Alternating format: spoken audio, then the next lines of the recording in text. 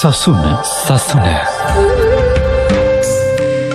සම්බුද්ධ ශාසනයේ චිරස්ථිතිය උදෙසා සසුන කාලීන සංවාද මණ්ඩපය.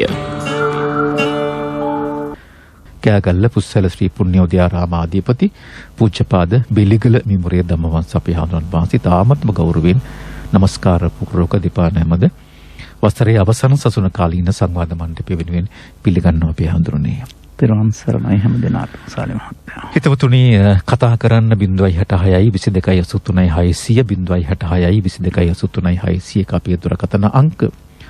බටහිර රටවල ඒ ජාතිකයෝ ඒ රටවල තියෙන පන්සල් වලට විවේක දිනලාවට ඇවිල්ලා මට මෙහෙම ප්‍රශ්නයක් තියෙනවා, මේකට ධර්මයේ තියෙන ප්‍රතිපාදන විසඳුම මොකක්ද කියලා අහනවලු.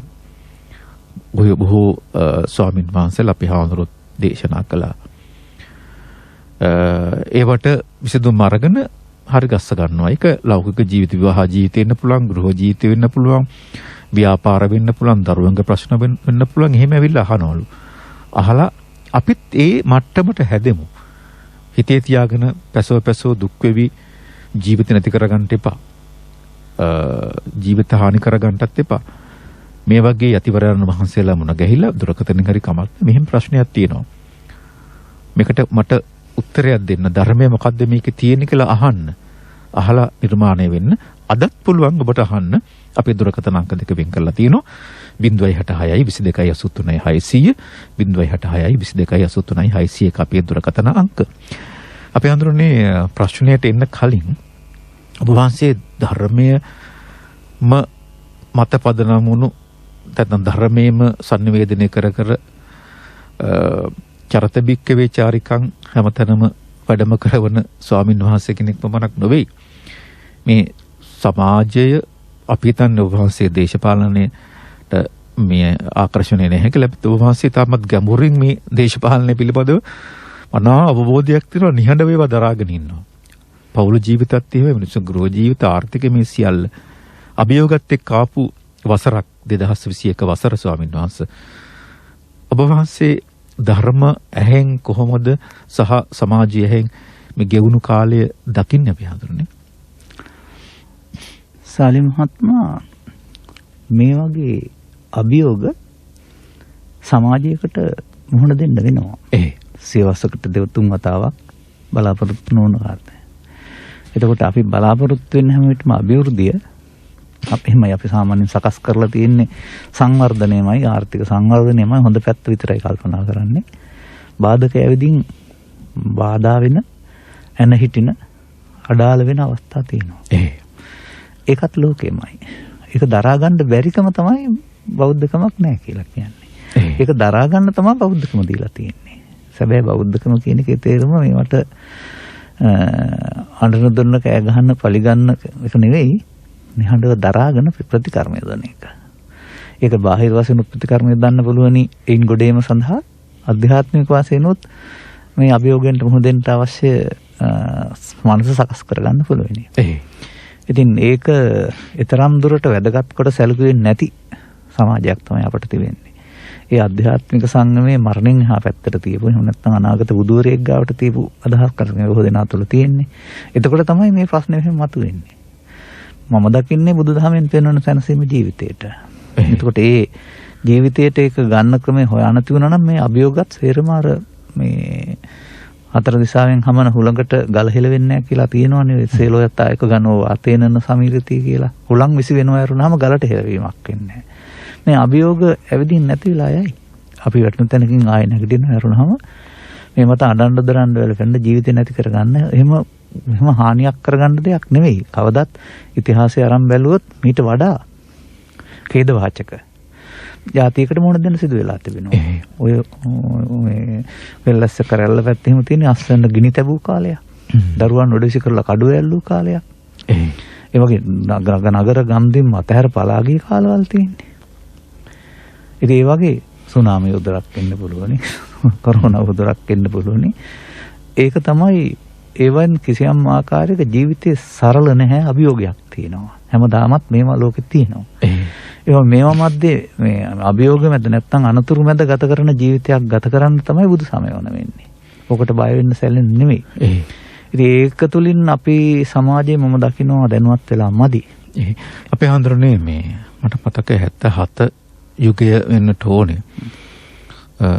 එවකට හිටපු පාලකවරයා නිරන්තරව කියනවා තමුන්නාසලා ගොඩ තමුන්නාසලා කරගන්න. අපේ වැඩ අපි කරගන්නම් කියලා. 77න් පස්සේ. හැබැයි බොහෝ තැන්වල ඊට පස්සේ වුණත් ස්වාමීන් වහන්සේලා සාක්ෂි කරගන්නවා. මේ දේශපාලන රැස්වීමකදී නේද අපේ හාමුදුරනේ කියලා හාමුදුරුවෝ සාක්ෂි කරගන්නවා. ඒ සාක්ෂි කරගත්තට මම හිතනවා 77න් පස්සේද මන් දන්නේ මිතරම් ධර්මීය රාජ්‍ය පාලනය හා සම්බන්ධව ධර්මීය ප්‍රතිපාදන තිබිලත් මොකද්ද වැරදිලා තියෙන්නේ අපිත් මේ රට පල්ලයට වැටෙන්න හේතුව ධර්මයත් එක්ක මේක මේ බද්ධ උනේ නැද්ද ස්වාමින් වහන්සේලා අඩුවක් වුණාද මේ දේශපාලඥයාට මේ ධර්මයේ බද්ධ නොකරවන්න ස්වාමින් වහන්සේ මොකද්ද ඒක සාමාන්‍යයෙන් දේශපාලන වශයෙන් මම දකින්නේ අම්සි බලයටපත් වුණාම ඒකට කිට් වෙන පිරිසක් ඉන්නවා දෙපැත්තටම. ඒ අයගේ උපදෙස් තමයි පිළිපදින්නේ. අරුණාම ධර්මානුකූල උපදෙස් වලට යන්න තියෙන ඉඩකඩ ඔකින් වැහෙනවා හැමදාම. අපි කවදාවත් ප්‍රසිද්ධ දේශපාලනේ නෑනේ. නමුත් අපි හැමදාම කතා කරන්නේ සුපිරි දේශපාලනයක්. බුදුන් වහන්සේගේ සුපිරි දේශය පාලනය හොඳ පැත්තට පාලනය කිරීම. දේශපාලනය කියන්නේ 아무තු එකක් නෙවෙයිනේ. දේශයක් යහපැත්තට පාලනය යහපත් පැත්තට පාලනය කරන එක. ඒක නමුත් ඒක බුද්ධාවාදයට අනුව ගන්න ගියාපුවම මේ සමහර කරන දේවල් කරන්න බැරුව ඇති මං හිතන්නේ එතකට අර නේද කියලා එහි කියන කෙනෙක් උදව් කරගන්න වරුණාම අර අවශ්‍ය උපදෙස් පැත්තට යවෙන්නේ නැහැ කියලා මට හිතෙනවා. ඉතින් එමු වුණාම මොකද වෙන්නේ මේ මිනිසුන්ගේ හැඟීම් බලවත් වෙනකොට උත්සන්න වෙනකොට ඒක තමයි පරිහානිය කියලා කියන්නේ. එතකොට මිනිසුන් ලෝභ දේශ මොහ වශයෙන් බලවත් වෙනවා නම් මොන රටක් හරි මොන රාජ්‍ය හරි මොන ආණ්ඩුවක් යටතේ හරි එතකොට ඒකෙන් දුක් වැඩි වෙනවා වරුණාම ඒක සංසිඳවන්නට උන්ට බෑ. පාලකින්ට පුළුවන්කමක් තියෙන සමාජගත දුක සංසිඳවන්න විතරයි. ඒක බුදුදහමට අනුව 16න් එකයි කියලා මම කියලා තියෙනවා. චිත්තසංතානගත දුක 16න් 15යි. මේක සංසිඳවන්නට සදහම් එළියට දෙනවා වරුණාම වෙනත් විකල්පයක් නැහැ. මොකද ඒකට තිබෙන ඉඩකඩ ඉතින් මම දන්නේ රාජ්‍ය මාධ්‍යවල මමත් යන නිසා සාර්ථක ප්‍රමාණවත් නැහැ කියලායි අපි දකින්නේ. අපේ අඳුරන්නේ මේ කමන්නේ මේ අවුරුදු අවසානයේ කරන සසුන මේකෙන් යම් හරි පණිවිඩයක් ලැබී කියන විශ්වාසයත් එක්ක මම මේ ප්‍රශ්න ටික పూర్වයේ දන්නේ මේ මාතෘකාවට අදාළ නොවුනත් අද සාකච්ඡාවේදී නිග්‍රෝධ සාමණේර ස්වාමින් වහන්සේ කුඩා ස්වාමින් වහන්සේ නමක් අශෝක අධිරාජ්‍ය පවා මෙල්ල කරගන්නට ඒ ස්වාමින් වහන්සේට පුළුවන්කම ලැබුණා. අපි හඳුනන්නේ ඇයි අපිට බැරි වෙලා තියෙන්නේ? මොකද්ද මේ ප්‍රශ්නේ? දැන් තියෙන උපදේශක සභාවන් හැම රජයකම තිබු උපදේශක සභාවන් ඒ වුණාට මම දකින්නේ ඒ උපදේශක සභාවල් වලට යන උගතුන් විතුන් පදනම් කොටගන්නේ ජීවිතය තුළ නිර්වාණය නෙමෙයි. අර ආර්ථික සමෘද්ධිය පැත්ත පමණක් විතරයි. එතකොට බාලකයින්ට අනිත් පැත්තට යොමු වෙන්න මේ උපදේශක සභාවලින් එහා පැත්තට යන්නත් බෑ. ඉතින් එහෙම වුණාම උන්ට අර අපිට ඔය තැන් වලට ගිහින් කෑ ගහන්න ඕන කමක් ඇත්තෙත් නැහැ. මොකද අපි මේ කවදත් මේ සංඝ පරපුර නිහඬ චරිතයක්. මිනිසුන්ට ධර්මයේ දෙන එකක්. පාලකයාවත් පාලකයටත් කියලා දෙන එක කරන්නේ. ඉතින් ඇරෙන්න අරිනවරුනම යම් පැත්තකින් දැන් අපි සමහර විට මේ වන විටත් මේ වෙනස කරලා ඇත්තේ. පාලකයන් දන්නේ නැති වුණාට රට අපේ ධර්ම දේශනා ශ්‍රවණය කරන ශ්‍රාවක පිරිස් විශාල පිරිසක් සංයමෙන් යුක්ත ජීවිත ගත කරනවා. මේ අභියෝගයන්ට මුහුණ දෙනවා. ඒකටමක් නැතුව, කෑකෝ ගහන්න නැතුව ප්‍රසිද්ධියක් නැහැ නේ නිහඬයිනේ. ඉතින් ඒ තුලින් ඉස්සරහටවත් අවධානය යොමු වෙන්න ඕන. ඒ අරුණාම ඉතින් අපිට අපි ශ්‍රේෂ්ඨයි කියලා හෝ අපිට අවධානය දෙන්න කියලා එහෙම බුදුරජාණන් වහන්සේම ගියේ නැහැනේ කවවත් වැඩි නැහැනේ. තමන් වහන්සේ නිදහසේ දේශනා කළා. රාජ්‍ය පාලනය වෙනම එකක්. ඒකේ නීති හදන්න ගියෙත් නැහැ. ඒ වගේම මේකේ දඬුවම් පාලනය කරන්න ගියෙත් නැහැ. නමුත් උන්වහන්සේ සබ්බේ සත්තා බහන්තු සුඛිතත්තා කියන පදේ තුල තමයි හිටියේ. දේශපාලනයේදී පරිස්සම් වෙන්න කියලා බුදුහාමුදුරුවෝ දේශනා කළා තියෙනවා නේ ස්වාමීන් වහන්සේ. ඒක සාමාන්‍යයෙන් රජමාලිගාවට යද්දී හරි පරිස්සමින් යන්න කියලා නේද? තියෙනවා. ඒක කාරණා 4ක් ඔස්සේ වෙනලා තියෙනවානේ. අසුරු කිරීමෙන් ප්‍රවේශම් වෙන්න කියලා. හරි. අපි අභියෝගත් එක්ක අපි හඳුරන්නේ 2022 වසරට මේ පාතබන තව දින දෙක තුනකින් ආහාර ප්‍රශ්නයක් ගැන කතා කරනවා, තේල් ප්‍රශ්න, විවිධාකාර ප්‍රශ්න පිළිබඳව අපි කතා කරමින් ඉන්නේ. අද අපි හඳුරන්නේ මාධ්‍ය හරහා අපිට මේ ධර්ම ශ්‍රවණයට හරි පහසුකම් සැලසෙන ඕනතරම් ධර්ම සාකච්ඡා ධර්ම දේශනා අපි ශ්‍රවණය කරන හරි බහුලයි. හැබැයි පෞල් එකක සහ සමාජය තුළ මේ ඇති වී තිබෙන ගැටුම්කාරී ස්වභාවයන් රටේ තියෙන මේ ස්වභාවයන් හිතරිදීම් කලකිරීම කකුලෙන් ඇදීම් අපහසු කිරීම දියුණුවට අවහිර කිරීම හරියට සමාජයේ මේ දේවල් ප්‍රචලිත වෙලා තියෙනවා. ඇයි මේක මෙහෙම වෙන්න හේතුව අපි හඳුනන්නේ ධර්මයේ ගිහින් නැද්ද ඒවා මොකද වෙලා තියෙන්නේ? ඕකේ තියෙනවා සාලි මහත්මයා මේ දෙආකාර ක්‍රියාකාරීත්වය. මේ සමාජයේ ආගමික වශයෙන් බාහිර දෙයක් දකින්නේ. බාහිර චාරිත්‍ර ආරිත්‍ය ඇඳුම් පැළඳුම් ක්‍රියාකාරකම් ආගමික කියලා තමයි බොහෝ දෙනා සලකන්නේ. නමුත් මම දකිනවා ඇතුළතින් යන්නා වූ සර්වාගමික වක් තියෙන්න ඕන. මෙන්න මේක නැති එක තමයි මේ දකින්නේ. තවත් සාලි මහත්තයා ඉදිරිපත් කරපු වචනිකුත් මම මෙතන කියන්න කැමතියි. ඔය මේ කොරහේ මේ කිඹුල්ල දකිනවා කියලා කියනවා. පවතින පොහොර ආනයනයේ අඩුවීම ආදී කාරණා නිසා අස්සන්නට ප්‍රතරදිනයක් තියෙන්න පුළුවන් ඉස්සරහට බලපෑමක්. නමුත් මේක ඉතියෝපියාව නෙමෙයි. මේක පුරාම අවුව වැස්ස වැටෙන හරිත එකක්. එතකොට ඊළඟ අවුරුද්දේ වැස්සේ නැත්නම් තමයි ඔය කියන විදිහට අස්සන්න නැත්නම් වැස්සොත් අපිට ඔය කියන තරමට ඔය හානියක් වෙන්නේ නැහැ. මොකද ස්වභාවික ඔය පොල් ගස් හැදෙන්නේ හරි අනිත් ගස් හැදෙන්නේ ඔක්කොම පොල් දාලා නෙමෙයි මේ රටේ. කොස් දෙක ටික හරි තියෙනවා. ඒ හින්දා බය කරන්න හොඳ නැහැ කල් තියා. නමුත් ප්‍රවේශම් කරගන්න එක අර්පිරිමැස්ම හොඳයි. ඒ වගේම පෙර සූදානම හොඳයි.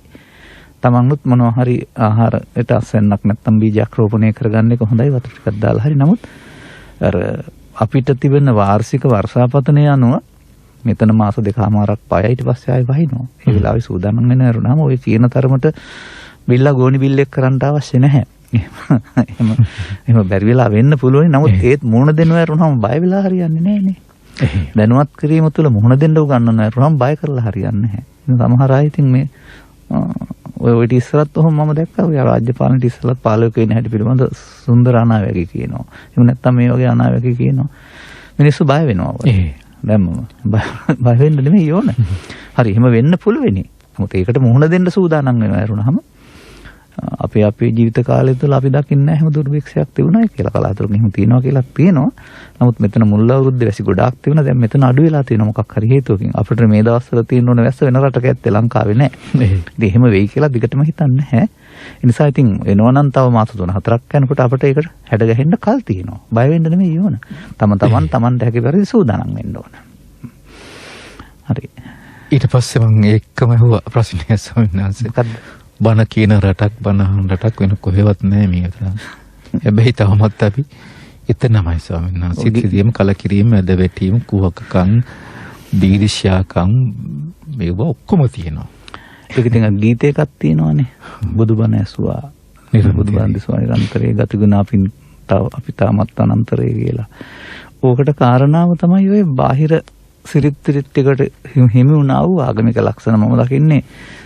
බෞද්ධ වශයෙන් නෙමෙයි සර්වාගමික වශයෙන් ගත් කලත් ඒ ආගමික අනන්‍යතාවයන් බාහිරින් ප්‍රදර්ශනය කරන අයරම ඇතුළතින් මේ පවතිනා වූ මිනිසා දුකටපත් වෙන පොදු ධර්මතාවයක් තියෙනවා. ඒක සිංහල කියලා එහෙම නැත්නම් ඉන්දියන් කියලා නැත්නම් වෙනත් ආගමකට අයත් කියලා වෙනස් කරන්න බෑ. මොකද ආගම් වලට ඉස්සෙල්ලානේ මානව සමාජය ඇති වුණේ. ඒ මානව සමාජයේ මිනිසාගේ සිතේ ස්වභාවයක් පවතිනවා. මෙන්න මේ සිතේ ස්වභාවය අවබෝධ කරගත්තේ නැත්නම් යන්නේ වැරදි පැත්තට. ඔක්කොගේම.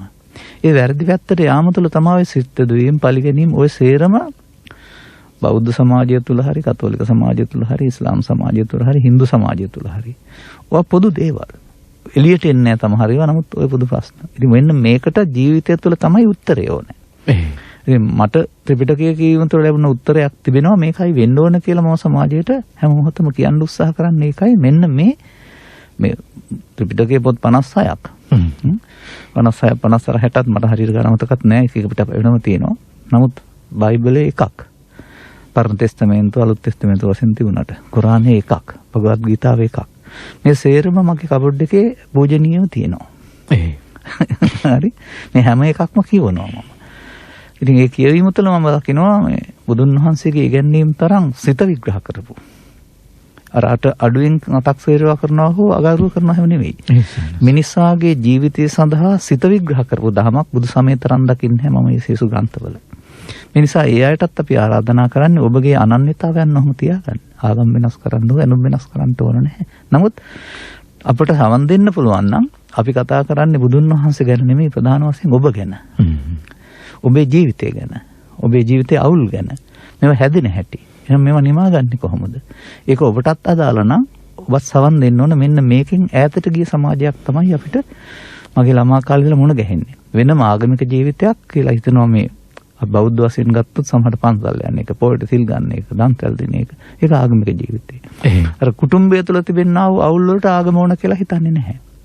නමුත් කුටුම්බය තුළ තිබෙනා වූ අවුල් සඳහාත් විසඳුම් සමය තුළ තිබෙනවා.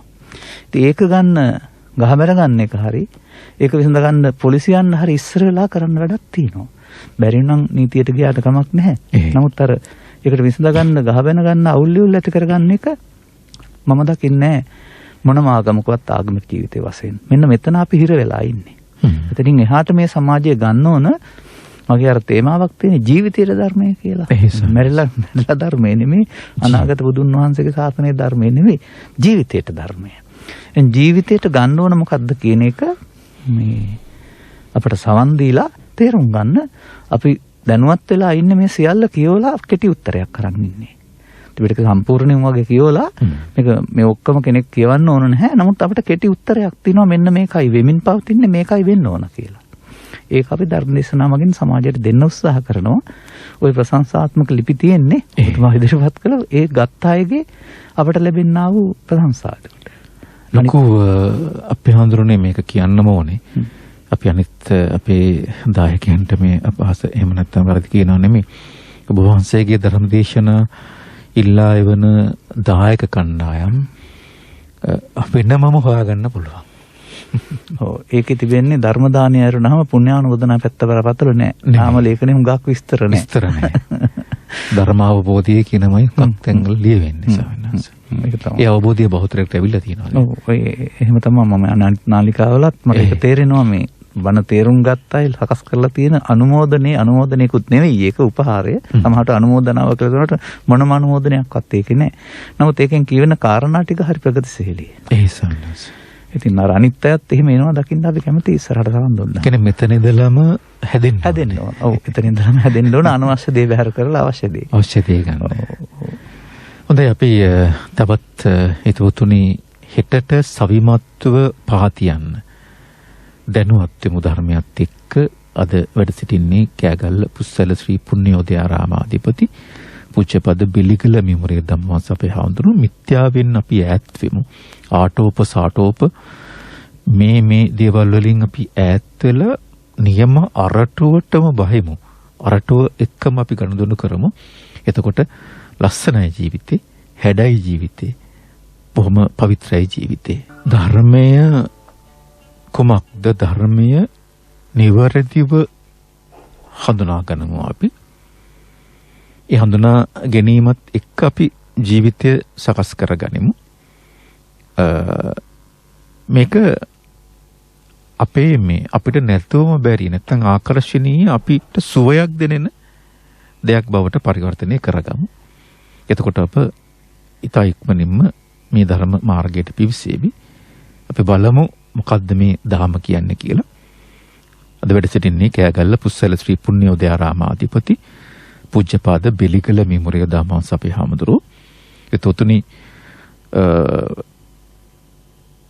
මේ පන්සලේ කියන්නේ කෑගල්ල පුස්සල ශ්‍රී පුණ්‍යෝදය ආරාමේ දහම් හමුවට මාසිකව එකතු වෙන ලක්ෂ සංඛ්‍යාත පිරිසක් ඉන්නවා. මේ ධර්මයේ හපු දෙස් විදෙස් අපේ හඳුනනගේ ධර්මයේ මේ ඒ ධම්මගේ ගමන් ගන්න ලක්ෂ සංඛ්‍යාත පිරිසක් ඉන්නවා. කෙනෙකුට දෙන්නකොට හරි අපිට අවස්ථාව දෙන්නත් පුළුවන්. ඔබ මේ ධම්මගෙහි පිවිසියක් වුණ ආකාරයටද ස්වාමීන් වහන්සේ මඟ පෙන්වීම සඳහා ලැබෙන මොන විදියටද කියලා කියන්නත් අපි ඉඩකඩ ඔබට සලසා දෙන්නම්. එහෙම කැමති කෙනෙක් ඉන්නවා නම් අහන් ඉන්නවා වගේම කතා කරන්නත් කියලා මම ආරාධනය කරනවා. අපි හඳුරන්නේ මේ ආගමික ජීවිතය කියන එක පැහැදිලි කරග දෙන්න පුළුවන්ද? දැන් ආගමික ජීවිතය කියලා සමහරව ආගමකට බර වෙච්චාම විවිධ දේ කියනවා. මේ අපිටත් කියනවනේ. අපි ධර්මයේ ඉන්නකොට මේ අහනවා මේ සිවුරේවත් හිටියද කියලා අහනවා. වචන කතා කරන විදිහින්. ධර්මයේ ටිකක් කරනවා මේ සිවුරේවත් හිටියද කියලා අහනවා. එහෙම නැත්නම් ධර්මයේ වැඩ පිළිටියම කියනවා මේ ආදරයෙන් පෙරදිලාද? එහෙම නැත්නම් පෞල් ප්‍රශ්නද කලකිරලාද? එහෙමත් අහනවා. අපිට ආගමික ජීවිතය ගැන කියන්න මොකද්ද කියලා පැහැදිලි කරගන්න කලින් අමුතුමත් වෙනවා අපි අරගෙන ඉන්නවා අයිබෝවන්. ඒක එන්න තියන්න. අයිබෝවන්. ඔව් අයිබෝවන්. කවුද කියන්නකෝ? මම ගම්පහින්. ඔව්. මේ ස්වාමින් වහන්සේගෙන් මම ස්වාමීන් වහන්සේගේ ධර්ම දේශනා නෑ මේකම මාස්තරිකාවා. ඔව්. මේ මගේ එකම පුතා මේ විශ්වවිද්‍යාලේ ඉඳද්දී ඇක්සිඩන්ට් එකකින් ගියා. මේ උන්වහන්සේගේ ධර්මය අහගෙන ඉන්න නිසා තමයි මම මේ ජීවතුන් අතර ඉන්නේ හරි ලෝක ධම්ම සූත්‍රයේ ඇසුරෙන් කරන ධර්ම දේශනා නිරම අහමින් මේ ජීවිතේ ගෙනියනවා. මේ ස්වාමීන් වහන්සේකින් මට මේ ප්‍රතිපදාවේ මම යනවා. මේ උපාදානස්කන්ධය අනිත්‍ය දුක්ඛ අනාත්මය මෙනෙහි කරමින්.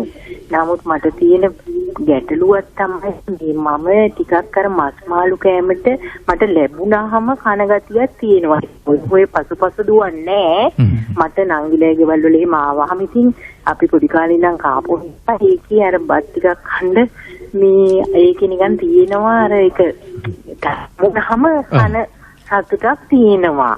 එලෝම දුවා ඒව අරගෙන උයා එහෙම නැහැ. නමුත් ඉතින් අරක නිසා මට මේ රස තෘෂ්ණාවකටවත් මෙහෙම වෙලා මේ එතකොට දිව සම්බන්ධව ඒ පංච උපාදානස්කන්ධය අනිත්‍ය නිමේද මම කරන්නේ පිනවීමද එතකොට මට මේ මාර්ගයෙන් මාව ගිලිහිලා යනවාද කියන ගැටලුව සෑම විටම අර හිතට ප්‍රශ්නයක් වෙනවා. ඒක මට තියෙනවා නම් මට මේ ඒ ගැන ලොකු විසඳුමක් මම ස්වාමීන් වහන්සේට කමෙන්ට්ස් එකක් දාලා තියෙනවා. හොඳයි අපි හොඳයි පැහැදිලි කරන්න හොඳයි අපිට කාලයක් ඉතුරු කරගන්න ඕනනේ. තිරුවන් සරණයි පුතුමියට. අපි ඒක පොදු ප්‍රශ්නයක් කරමු. එතුමගේ ප්‍රශ්නයකට හොඳයි. දැන් සාමාන්‍යයෙන් මම කියන දෙයක් තමයි වෙසක් දවස්වලට බෞද්ධයෝ තරම් බලන්න යනවා. පන්සල් වන්දනාව යනවා. ඔවුන් හොයා යනවා. මමත් වාහනයකින් ධර්ම දේශනාවක් කරන්න මේ විහාරස්ථානයකට යමින් ඉන්නවා. මට තරම් පේනවා. ඒකට හොයා බලන්න යන එකයි මට පේන එකයි අතර පරතරයක් තියෙනවානේ. මම පේනුනහම වෙන්නේ හඳුනා ගන්න වැරුණාම පස්සෙන් පන්නන්නේ. හරි ලස්සන උදාහරණයක්. හරිද? ඒකට ඔය කාමයේ කියන එකේ පස්සෙන් පන්නන එකේ තමයි දෝෂය තියෙන්නේ. ඇස්කම් දාලා දීලා තියෙන්නේ මේව වහගෙන ඉන්න නෙමෙයි ලෝකේ හඳුනා ගන්න. එතකොට මේ මොහොතට දකින්න දේ හඳුනාගත්තට ප්‍රශ්නයක් නැහැ. ඉතින් තොරණ දැක ලෙස්බියන් වහගෙන යන්නේ ආවල නැහැ. මෙතුමිය කියන විදිහට පන්න කන්නේත් නැත්නම් ඒ පන්න කන්න එක තමයි මාංශ තෘෂ්ණාවයි රස තෘෂ්ණාවයි කියලා කියන්නේ. රසය කියන එක මම පැහැදිලි කරන මනෝල තියෙන රසය කියන එක තමන්ගේ හිතේ හටගන්න චෛසිකයක් කරනම බාහිර දේ උදව්වක් විතරයි කියලානේ. ඒකේ සම්පූර්ණ රසය නැහැ කියලා. අපි හිතන්නේ ඒකේ තියෙන රසයක් හොයනවා කියලානේ. දැන් ඒකේ තියෙනවා කියලා රසය හොයන යන එක තමයි නැවත නැවතත් ඒකට වෙලෙන්නේ. ඉතින් මේකට ළමා කාලේ ඉඳලා පොඩ්ඩක් ගිජුකමක් තිබුණා වෙන්නේ නැති. ඒක ඉතින් අඩු කරගෙන යන්න, පස්සෙන් පන්නන්න යන්න ඕනේ නැත්නම් ඉතින් ලැබෙනොත් ඒක ප්‍රතික්ෂේප කරන්න ඕනෙත් නැහැ, පිළිගන්න ඕනෙත් නැහැ 아무තුවෙන්. නමුත් අර පස්සෙන් පන්නන ස්වභාවයනේ ඔය සත්ව ඝාතනේ මස්පින සතුන් මැරීම කියන එකේ තේරුම රහ බලන්න. ඒ ජීවිතය ගැන බලන්නෙත් නැහැ. නැවතත් හැමදාම දිනපතා ඕන වෙන්නේ අර රසයට වහල් වෙලා. ඒකට රස කාමී රස තෘෂ්ණා වෙලා තියෙන්නේ. එහෙම නැත්නම් ඉතින් රතාගතයන් වහන්සේ වෙන කෙනෙක් පිණසිගාවට ඉද්දි ලැබෙන දෙයක් වලඳන්න උනා. ඉතින් එතකොට ඔය කොයි දේ පිළිගන්නවත් බාරගත්තානේ. ඝාතනය කරන්න එපා. ඝාතනය කරන එකේ තේරුම තමයි ප්‍රාණඝාත අකුසලයේ. ආහාර ගත්තාම ප්‍රාණඝාතයක් සිදු වෙන්නේ නැහැ. ඒක රස තෘෂ්ණාවට අහුනොත් ඒක වෙනම අකුසලයක්. ඒක ආහාරයක් පමණයි නේද? ඔව්. ඒකට හදා ගන්න පුළුවන් නම් බුදුන් වහන්සේට ඒකේ 아무තු තෘෂ්ණාවකුත් නැහැ, 아무තු පාවකුත් නැහැ, පිනකුත් නැහැ. ඒ සිත හදා ගන්නකොට. ඒතෙක් අපිට ඕන නම් ටිකක් ඒක තේරුම් අරගෙන තවදුරටත් පන්නනවා නම් පන්නන්නේ නැතුව ලැබුණොත් ගන්න එක සහ ඊට පස්සේ රසය කියන්නේ කොමක්ද කියන එක මම ධර්ම දේශනාවල පෙන්නලා තිබෙනවා.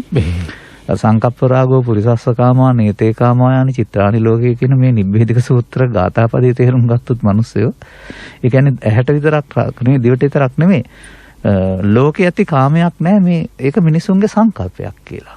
අර ඒ සංකල්පය අවශ්‍ය ගන්න බාහිර දේ උදව් වෙනවා විතරයි. එතකොට අර තොරම් බලන් යන කට්ටිය අර තමන්ගේ හිත අවුස්ස ගන්න අරවෙන් උදව්වක් ගන්නවා. ඒවා බලනවා කියවට තමන්ගේ හිතේ තියෙන රුචිකත්වය අවුස්ස ගන්නයි අර යන්නේ. ඉතින් අපිට එහෙම එකක් නැතුවම පෙවුන දේ බලනවා වරුණාම බලන්න පන්නන්නේ. ඉතින් පන්නන්න නැත්තම් මෙතුමීටත් දොසක් කියන්න දෙයක් නැහැ. ඒ තවදුරටත් මේ පිළිබඳ ඕනකට වඩා ඇලීමක් තියෙනවා නම් ඒ ගැන ටිකක් පාලනය කරගන්න බලන්න. අත්‍යවශ්‍යම දෙයක් නෙවෙයි ඔක. ඉතින් තවදුරටත් ඔය සංවේදී තැනට යනකොට අතහැරෙන තරමටයි හොඳ කියලා මමත් කල්පනා කරනවා. අවබෝධයත් එක්ක අතහැරනවා නේද අපි? ඔව් ඒක තමයි කියන්නේ. කලින් අතහරින්න ඕනේ නේද? තේරුම් ගන්න ඕවා අර සරල වෙන පැත්තට යන්නේ, කුඩා කරගන්න පැත්තට යන්නේ. පරිශෝධගාමී ප්‍රතිපදාවේ ඕවා අඩු වෙනවා. කෙලස් නැසනවා කියන්නේ ඒකනේ. ඉතින් කාලයට ඉඩ දීලා අඩු කරන පැත්තට යන්න. එතකොට ප්‍රතිඵල ඉදිරියට හම්බ වෙයි. දැන් තියෙන මට්ටම පරම සත්‍යයක් වශයෙන් සලකන්නත් එපා. ඔක හැමදාම තියෙන්නෙත් නැහැ. පස්සෙන් පැන්නොත් වැඩි වෙනවා. සලකා හැරියොත් අඩු වේවි. එහෙමයි වෙන්නේ. ආගමික ජීවිතය කියන්නේ මොකක්ද? සාලි මහත්තයා ආගමික ජීවිතය කියන එක මම උඟක් ගැඹුරින් දකිනවා. ඒ සානස්. ඒක අපි කාලේ ලැබෙන හැටියට අගට ගම්මු. මම දකින ආගමික ජීවිතය. හොඳයි. ඊට මත්තෙන් මම මේ අලුත් අවුරුද්දක් ඉස්සරහන් ඉන්නේ. ඒ නිසා මේ ඊළඟ අවුරුද්දට මුහුණ දෙනකොට මේ හැමදෙනාම දකින ආගමික ජීවිතේ මම පෙන්වන්න කැමති ටිකක් ඊට එහා ගැඹුරින්. දැන් මේ අපි දකින්නේ බාහිරින්. අපි බෞද්ධ සමාජය ගනිමු. අපි පන්සල්වල පැවිදිලා ඉන්නවා මේ ඇඳුමෙන්. එතකොට දායක පිරිස් බෞද්ධ වශයෙන් මෙස්සලා ඉන්නවා. පොයට පන්සල් යන එක, තොරම් බලන් යන එක, දානි දෙන එක, පින්කම් කරන එක, සිල් සමාදන් වෙන එක, බණහන එක ආගමික ජීවිතය කියලා උන් කල්පනා කරනවා. එතකොට ඔවුන්ට පොය දවස් තියෙනවා. උඩ පොය දවස් තියෙනවා. එතකොට ඉරිදා තියෙනවා තවත් ආගමකට. ඔවුන් ඉරිදාට පූජනීය ස්ථානයට යනවා. එතකොට ඔවුන්ට වෙනම ඇඳුම් ක්‍රමයක් තියෙනවා. අපිට තියෙනවා මේ මොකද්ද බුදු පිළිමය හරි නැත්නම් ධර්ම චක්‍රය හරි. අර ආයත තියෙනවා කුරුසය සංකේතයක් විදිහට. එතකොට ඔවුන් ඒ අදහනවා. ඉල්ලා හිටිනවා. ඒ වගේම ඔවුන්ගේ ගිහි සමාජයේ නම් ඇඳුම් වල වෙනසක් වෙන්නේ නැහැ. පූජ්‍ය පක්ෂයේ සමාජයේ අම්මා ආකාරයේ වෙනම ලෝගුවක් පැලඳගෙන ඉන්නවා. ඒතර ඔවුන්ගේ ආගම ජීවිතයේ තිකුරා ඉරිදට. තවත් හිතවතුන් දෙසක් ඉන්නවා ඉස්ලාම්. ඔවුන් සිකුරාදට ආගමික ජීවිතයේ. ඔවුන්ගේ ඉරයි හඳයි.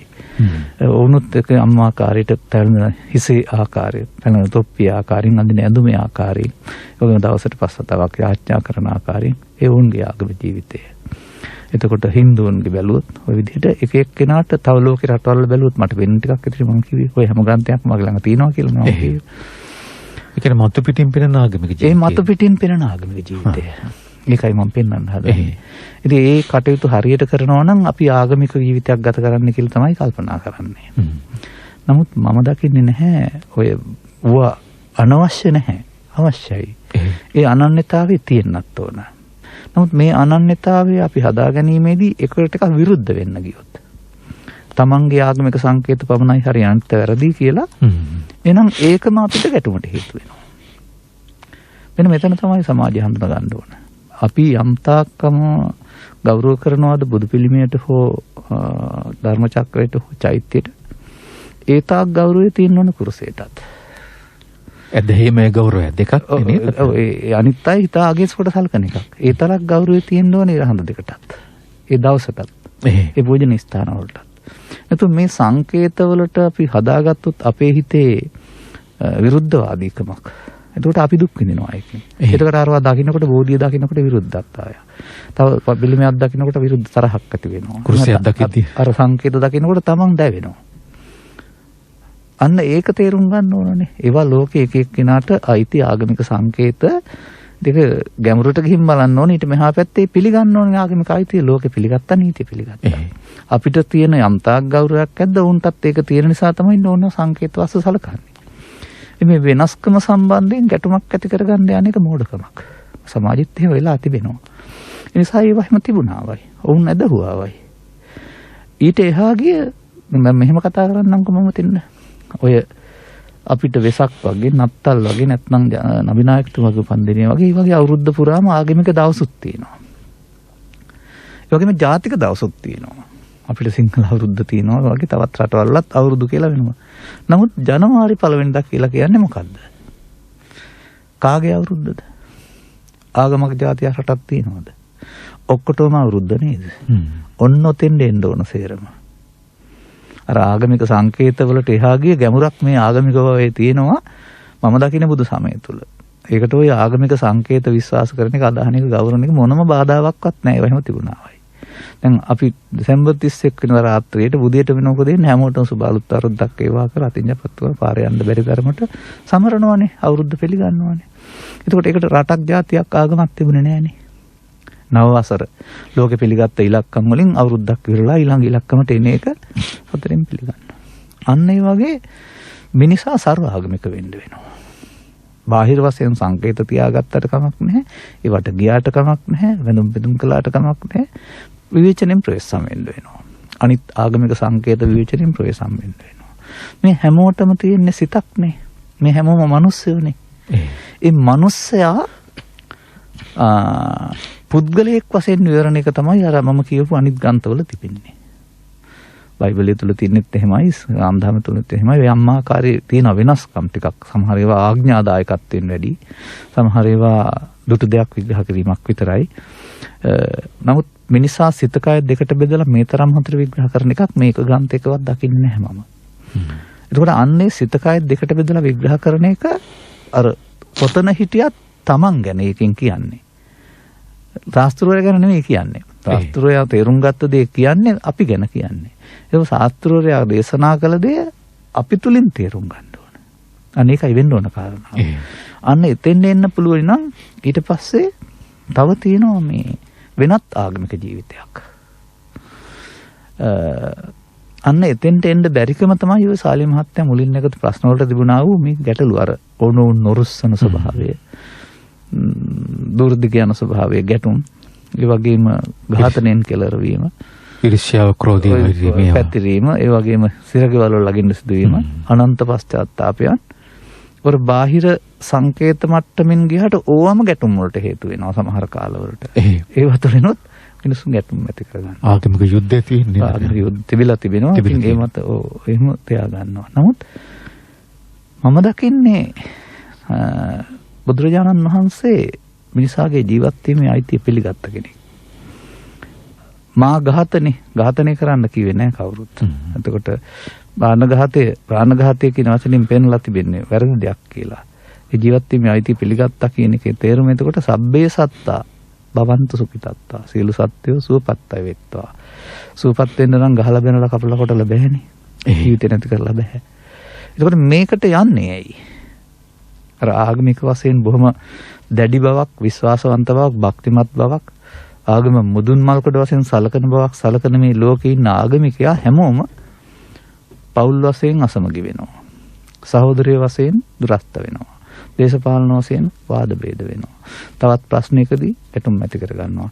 ඒක බලන්න සමස්ත සමාජය තුළම නැත්ද කියලා. ඒක අර ආගමික බවෙන්තර සමස්ත සමාජය තුළම මේ දුරස්ත බවක් සිද්ධ වෙනවා. මෙන්න මේකට හේතුව හොයාගත්තොත් මේ දුරස්ත බව නැති ජීවිතයයි මම දකින්නේ ආගමික ජීවිතය. ඇඳුම මාරු නෙමෙයි. ඇඳුම මාරු කරගන්න ඕන නම් මාරු කරගත්තට කමක් නැහැ. නමුත් ඇඳුම මාරු කරගත්තට වෙන්නේ නැහැ. අර ඇතුළත කාරණේ ඒක අපි තව විස්තර කරමු ඉස්සරහට. මෙන්න මේ ආගම ජීවිතයට එන්න ඕන ජීවත් වෙන අය. මැරුණු අය නෙමෙයි. ඒගොල්ලොන්ගෙන් අපිට ප්‍රශ්නයක් නැහැ, තර්ජනයක්. ඉපදින්න නැගේ තර්ජනයකුත් නැහැ තාම. උපන් මිනිස්සුනේ මේ සමාජය හදන්නේ හැරි අවුල් කරන්නේ හැරි. උපන් මිනිස්සුන්ට තමන්ගේ සිත ප්‍රමාණයේ ඉක්මවා සිතට වහල් වෙන්න නොදී සිත පාලනය කරගෙන ජීවත් වෙන්නට බුදු සමෙන් උගන්වනවා. ඒක ඔබ අර අනිත් මොනම ආගමකට සම්බන්ධ වෙලා හිටියත් මා හැම එක අතාරින්න කියන්නේ. ඒ දයකම් ආගමිකව හැමෝම තියාගන්න. නමුත් මේ ඔබේ හිතට එන්නා වූ මේ හැඟීම් වලට එකතු වීම සහ හැඟීම් පාලනය කර ගැනීම. මේ හැමදෙයින් වලට එකතු වීම ආගමික ජීවිතේ නොවේ. ඒක ආපහු බුදු සමය පෙන්වන්නේ පු탁ජන ජීවිතේ නැත්තම් නොවිස්සෙල්ලි ධමන්ත ජීවිතේ. ඒක කලහකාරී ජීවිතේ, ගැටුම් සහගත ජීවිතේ, දුක් සහිත ජීවිතේ. එයම වෙනස් කරන්න පුළුවන්. ඒ මොහොතේ ඒ හැඟීමට එකතු වෙන්නේ නැති වෙන්න පාලනය කර ගැනීම තුළින් ඒකට බුදුන් වහන්සේ මන ආවාදයක් ලබා දීලා තියෙනවා. මෙන්න මෙහෙම කරන්න කියලා. උන්වහන්සේ පිළිබඳව ඒ ගමන ගොස් ප්‍රතිඵල ලබලා යන පාර කිව්ව කෙනෙක් නේ.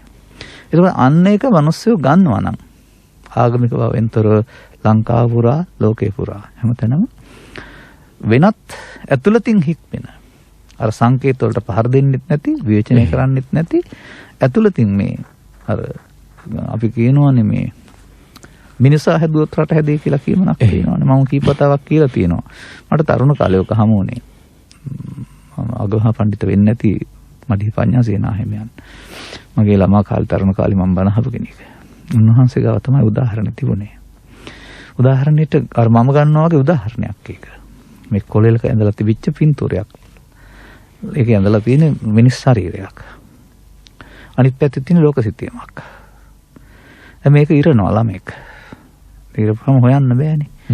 ලෝක සිතියමේ හැමතැනම ගංගා පාරවල් කුඩා කරලා තියෙන හින්දා එක සමානව හොයන්න බෑ. මේ ඉරවපුවම මේක ආපහු ඉගෙන ගන්න හදා ගන්න ඕන වෙනවා. ඒ පැත්ත බලපුවම හදා ගන්න මාරි අනිත් පැත්ත බලපුවම අතට කෑල්ල පේනවා, ඔළුවේ කෑල්ල පේනවා, කකුලේ කෑල්ල පේනවා. මේවා තියලා මූට්ටු කෙරුවොත් මිනිසා හැදුවොත් ඒ පැත්තේ අනිත් පැත්තේ රට හැදිලා, ලෝකෙ හැදිලා. ඒ තේමාව ඒකේ වෙන්නන්නේ. අන්න ඒ නාහිමියන්ගේ උදාහරණය වගේ මේ මිනිසා ඇතුලෙන් හදන්න ඕන.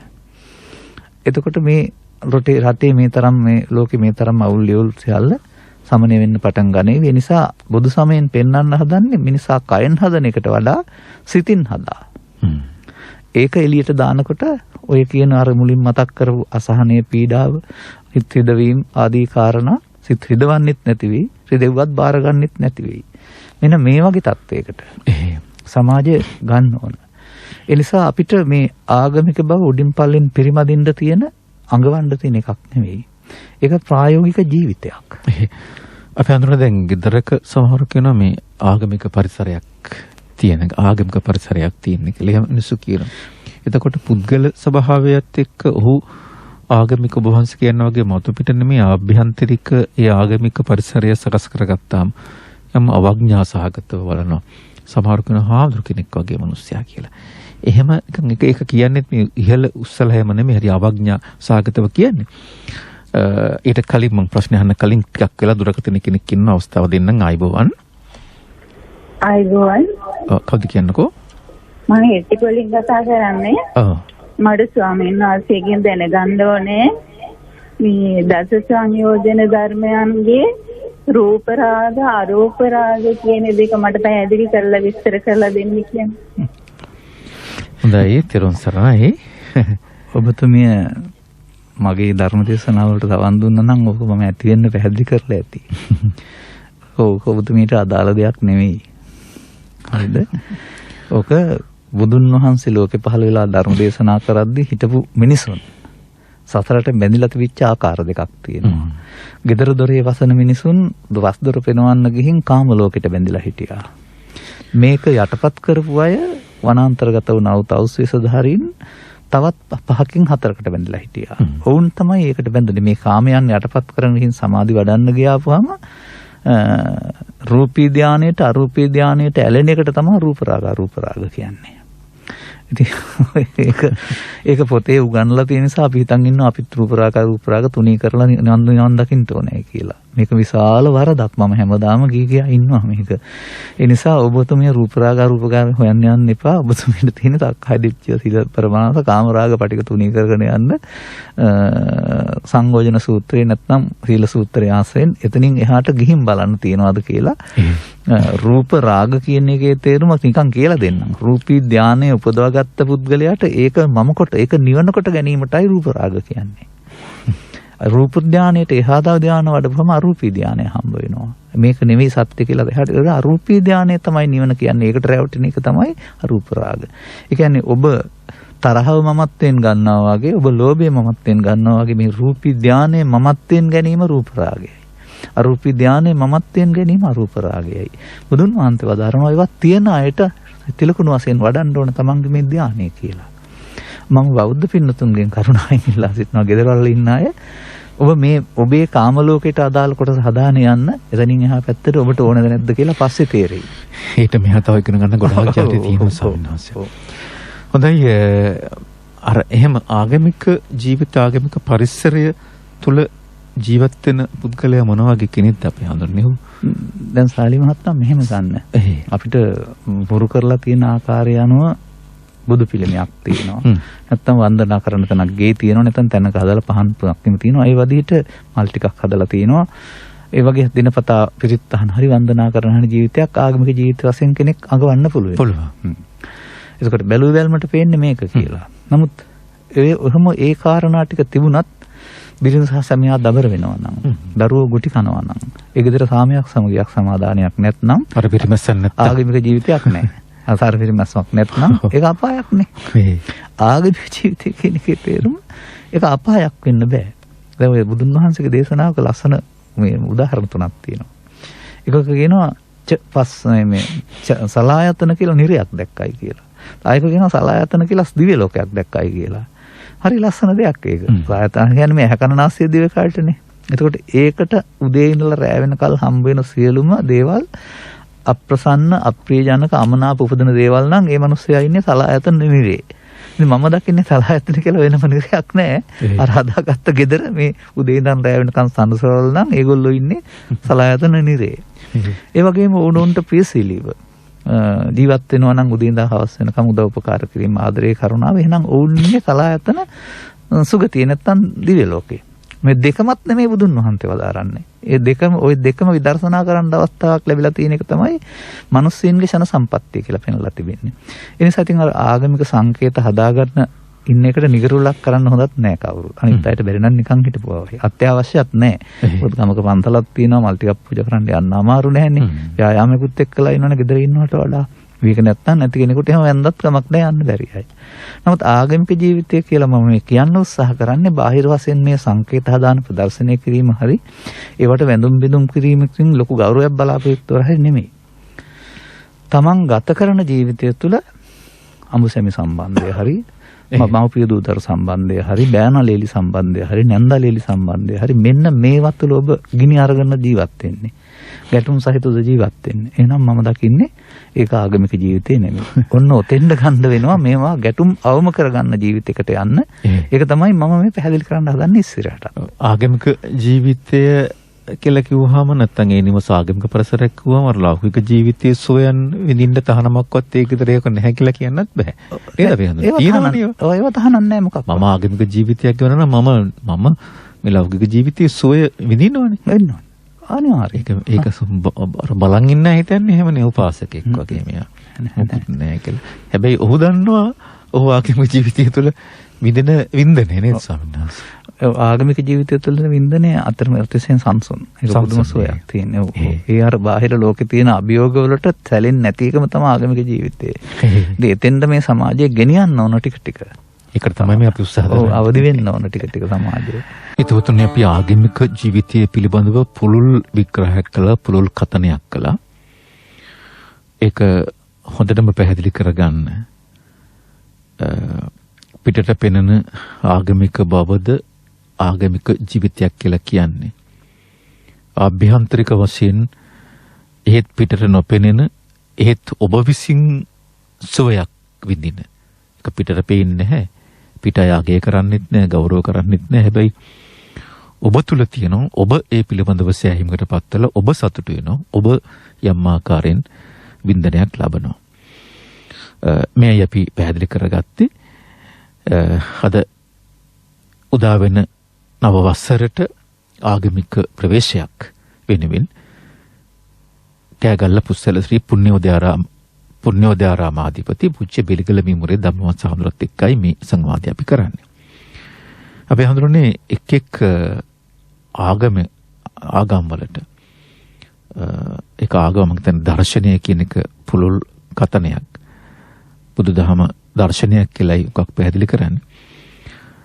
එක්කෙනාට වෙන් කරපු දින වකවානු සහ විවිධාකාර ඇදහිලි අපි දකිනවා ස්වාමීන් වහන්සේ. මේක මොනතරම් සමාජ පැවැත්මට නැත්නම් පුද්ගල පැවැත්මට හේතු සාධක වෙනවද අපි හඳුන්නේ. දැන් සාලි මහත්මයා මුලින් මතක් කළේ අපි බෞද්ධ සමාජයක ගෙදර ආගමික ජීවිතය සලකුරුනේ අර. ඒ හා සමානව අනිත් අයගෙත් ඒ වගේ නිවෙස්වල එහෙම තියෙන්න පුළුවන්. ඒකට ඒගොල්ලොත් ආගමික ජීවිතයක් ගත කරන අය කියලා තමයි කල්පනා කරන්නේ. අපි අර මම මේ ක්‍රිකට් තරඟයකදී මේ ළඟදී එකක් දුටුවා ස්වාමීන් වහන්සේ. මේ දැන් මුස්ලිම් ආගමික ක්‍රීඩකයෝ මම හිතන්නේ කවදාකවත් මේ උන් අර වතුර ගෙනත් දුන්නාම ඉඳගෙන මිසක් මේ පානය කරගෙන වතුර බොන්නේ නැහැ. වතුර බොන්නේ. ඒක උන්ගේ ලක්ෂණය නේ. එහෙම ඒක තමයි ඒ සංයමයේ ලක්ෂණ. දැන් භික්ෂුන් වහන්සේ හිටගෙන ආහාර වළඳන්නේ වතුර බොන්නේ නැහැ. නෑ මේක තමයි. අපිට හම්බුණත් කොහරි වාඩි වෙන්න තැනක් තියනවද කියලා බලනවනේ.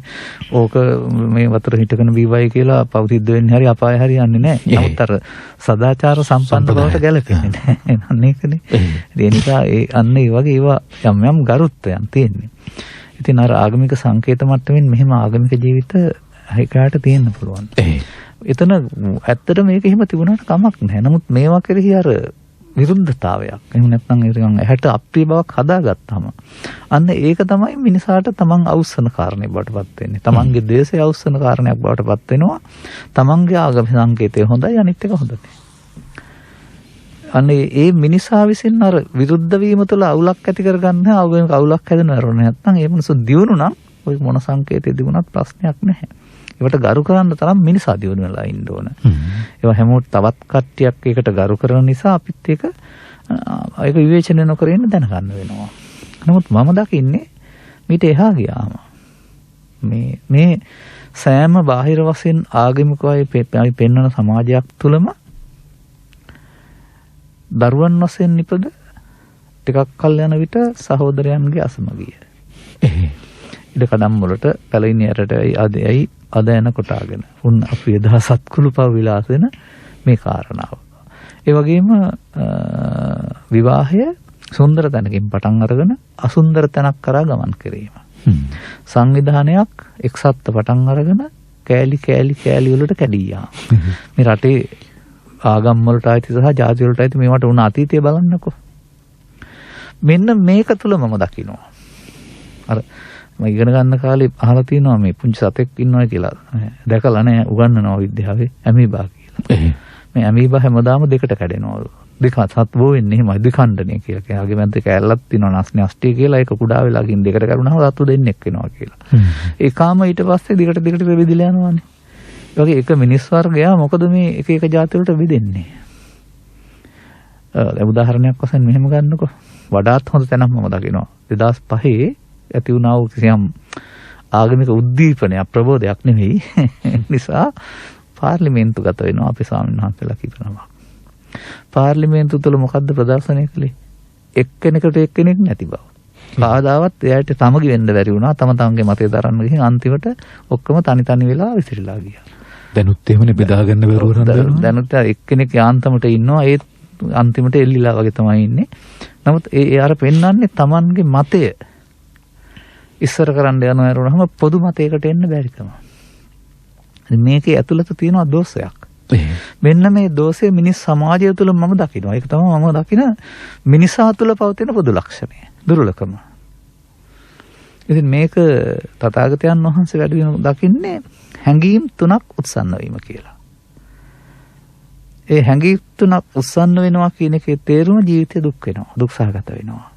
ඒක සාගරයේ හිටියත් ගොඩබිම හිටියත් බෞද්ධකමේ හිටියත් වෙනත් ආගමක හිටියත් මහාන වෙලා හිටියත් වනාන්තරයේ හිටියත් මේ උත්සන්න වෙන්නා වූ හැඟීම් තුන තමයි මිනිසාට දුක් ගෙනත් දෙන්නේ.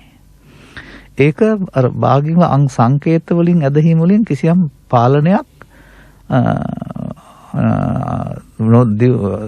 වැළැක්වීමක් වගේ දෙයක් වෙන්න පුළුවන්. නමුත් සම්පූර්ණයෙන්ම නවත්තන්න බෑ. ඒ තුලත් ආයෙත් අරක තමන් තුල හට ගන්නා මේ දුර්ලභකම වැඩිනවා. අපි හඳුනන අමතමක් තියෙනවා අපි අරගෙන ඉමු. අයිබෝන් ඔබට. අයිබෝන් සාලේ මහත්තයා. ඔව් කවුද කියන්නකෝ? කටුකස්වතින් ස්වර්ණ කියලා කෙනෙක් කතා කරන්නේ. ඔව්. මට ගැටලු දෙකක් තියෙනවා. මහත්තයා ස්වාමීන් වහන්සේගෙන් අහන්න. පළවෙනි එක තමයි ආගමික ජීවිතය සහ ආධ්‍යාත්මික ජීවිතය ගැන පැහැදිලි කර ගැනීමක් අවශ්‍යයි. දෙවෙනි ප්‍රශ්නේ තමයි අකුසල මූල ගැන කතා කරනකොට ලෝභ, ද්වේෂ, මෝහ කියලා කතා කරනවා. අර උපාදාන අවස්ථා ගැන කතා කරනකොට රාග, ද්වේෂ, මෝහ කියලා කතා කරනවා. ඒත් ලෝභය සහ රාගය කියන්නේ දෙකක්ද එකක්ද කියලා පැහැදිලි කර ගැනීමක් කරගන්න අවශ්‍යයි. හොඳයි, තෙරුවන් සරණයි.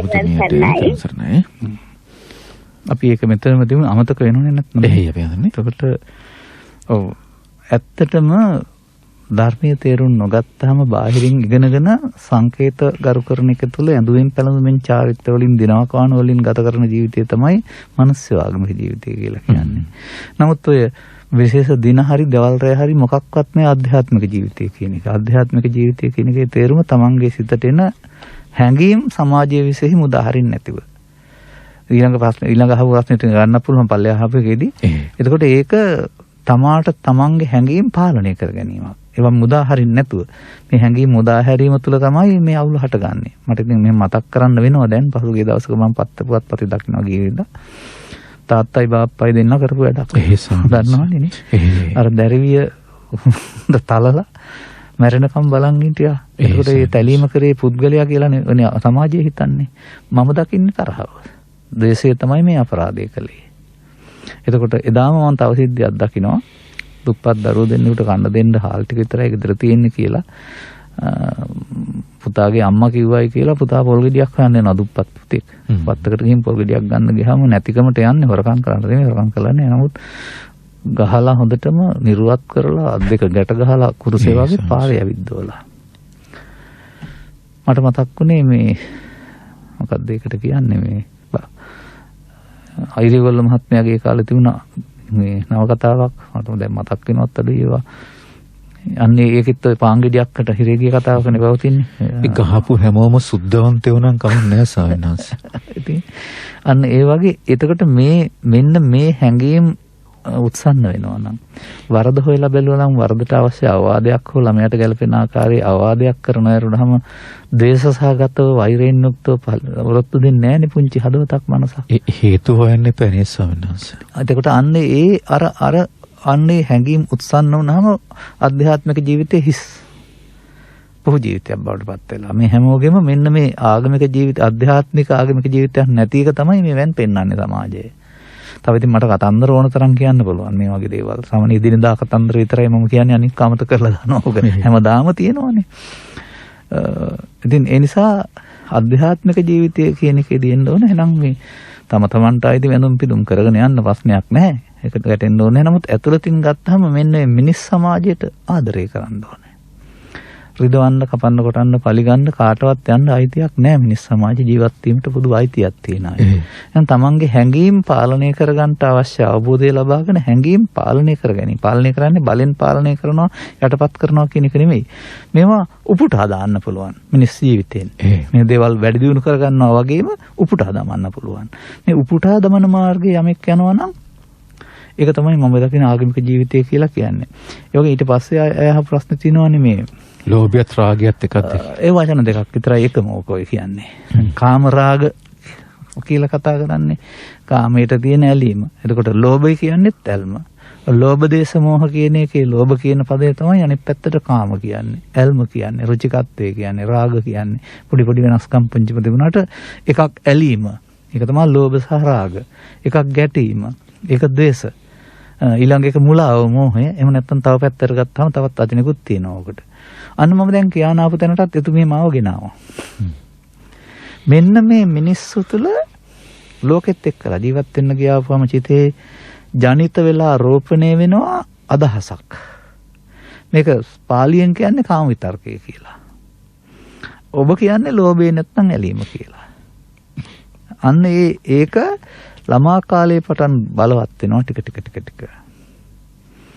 එතකොට මේ බලවත් වීම තුළ මිනිසුන් අතින් හොඳ දෙයක් නෙමෙයි සිදු වෙන්නේ. මොකද මේ ලෝභ මූලය කියන්නේ අකුසලයක් නේ. ඊළඟට අනිත් එක තමයි ව්‍යාපාද විතර්කය.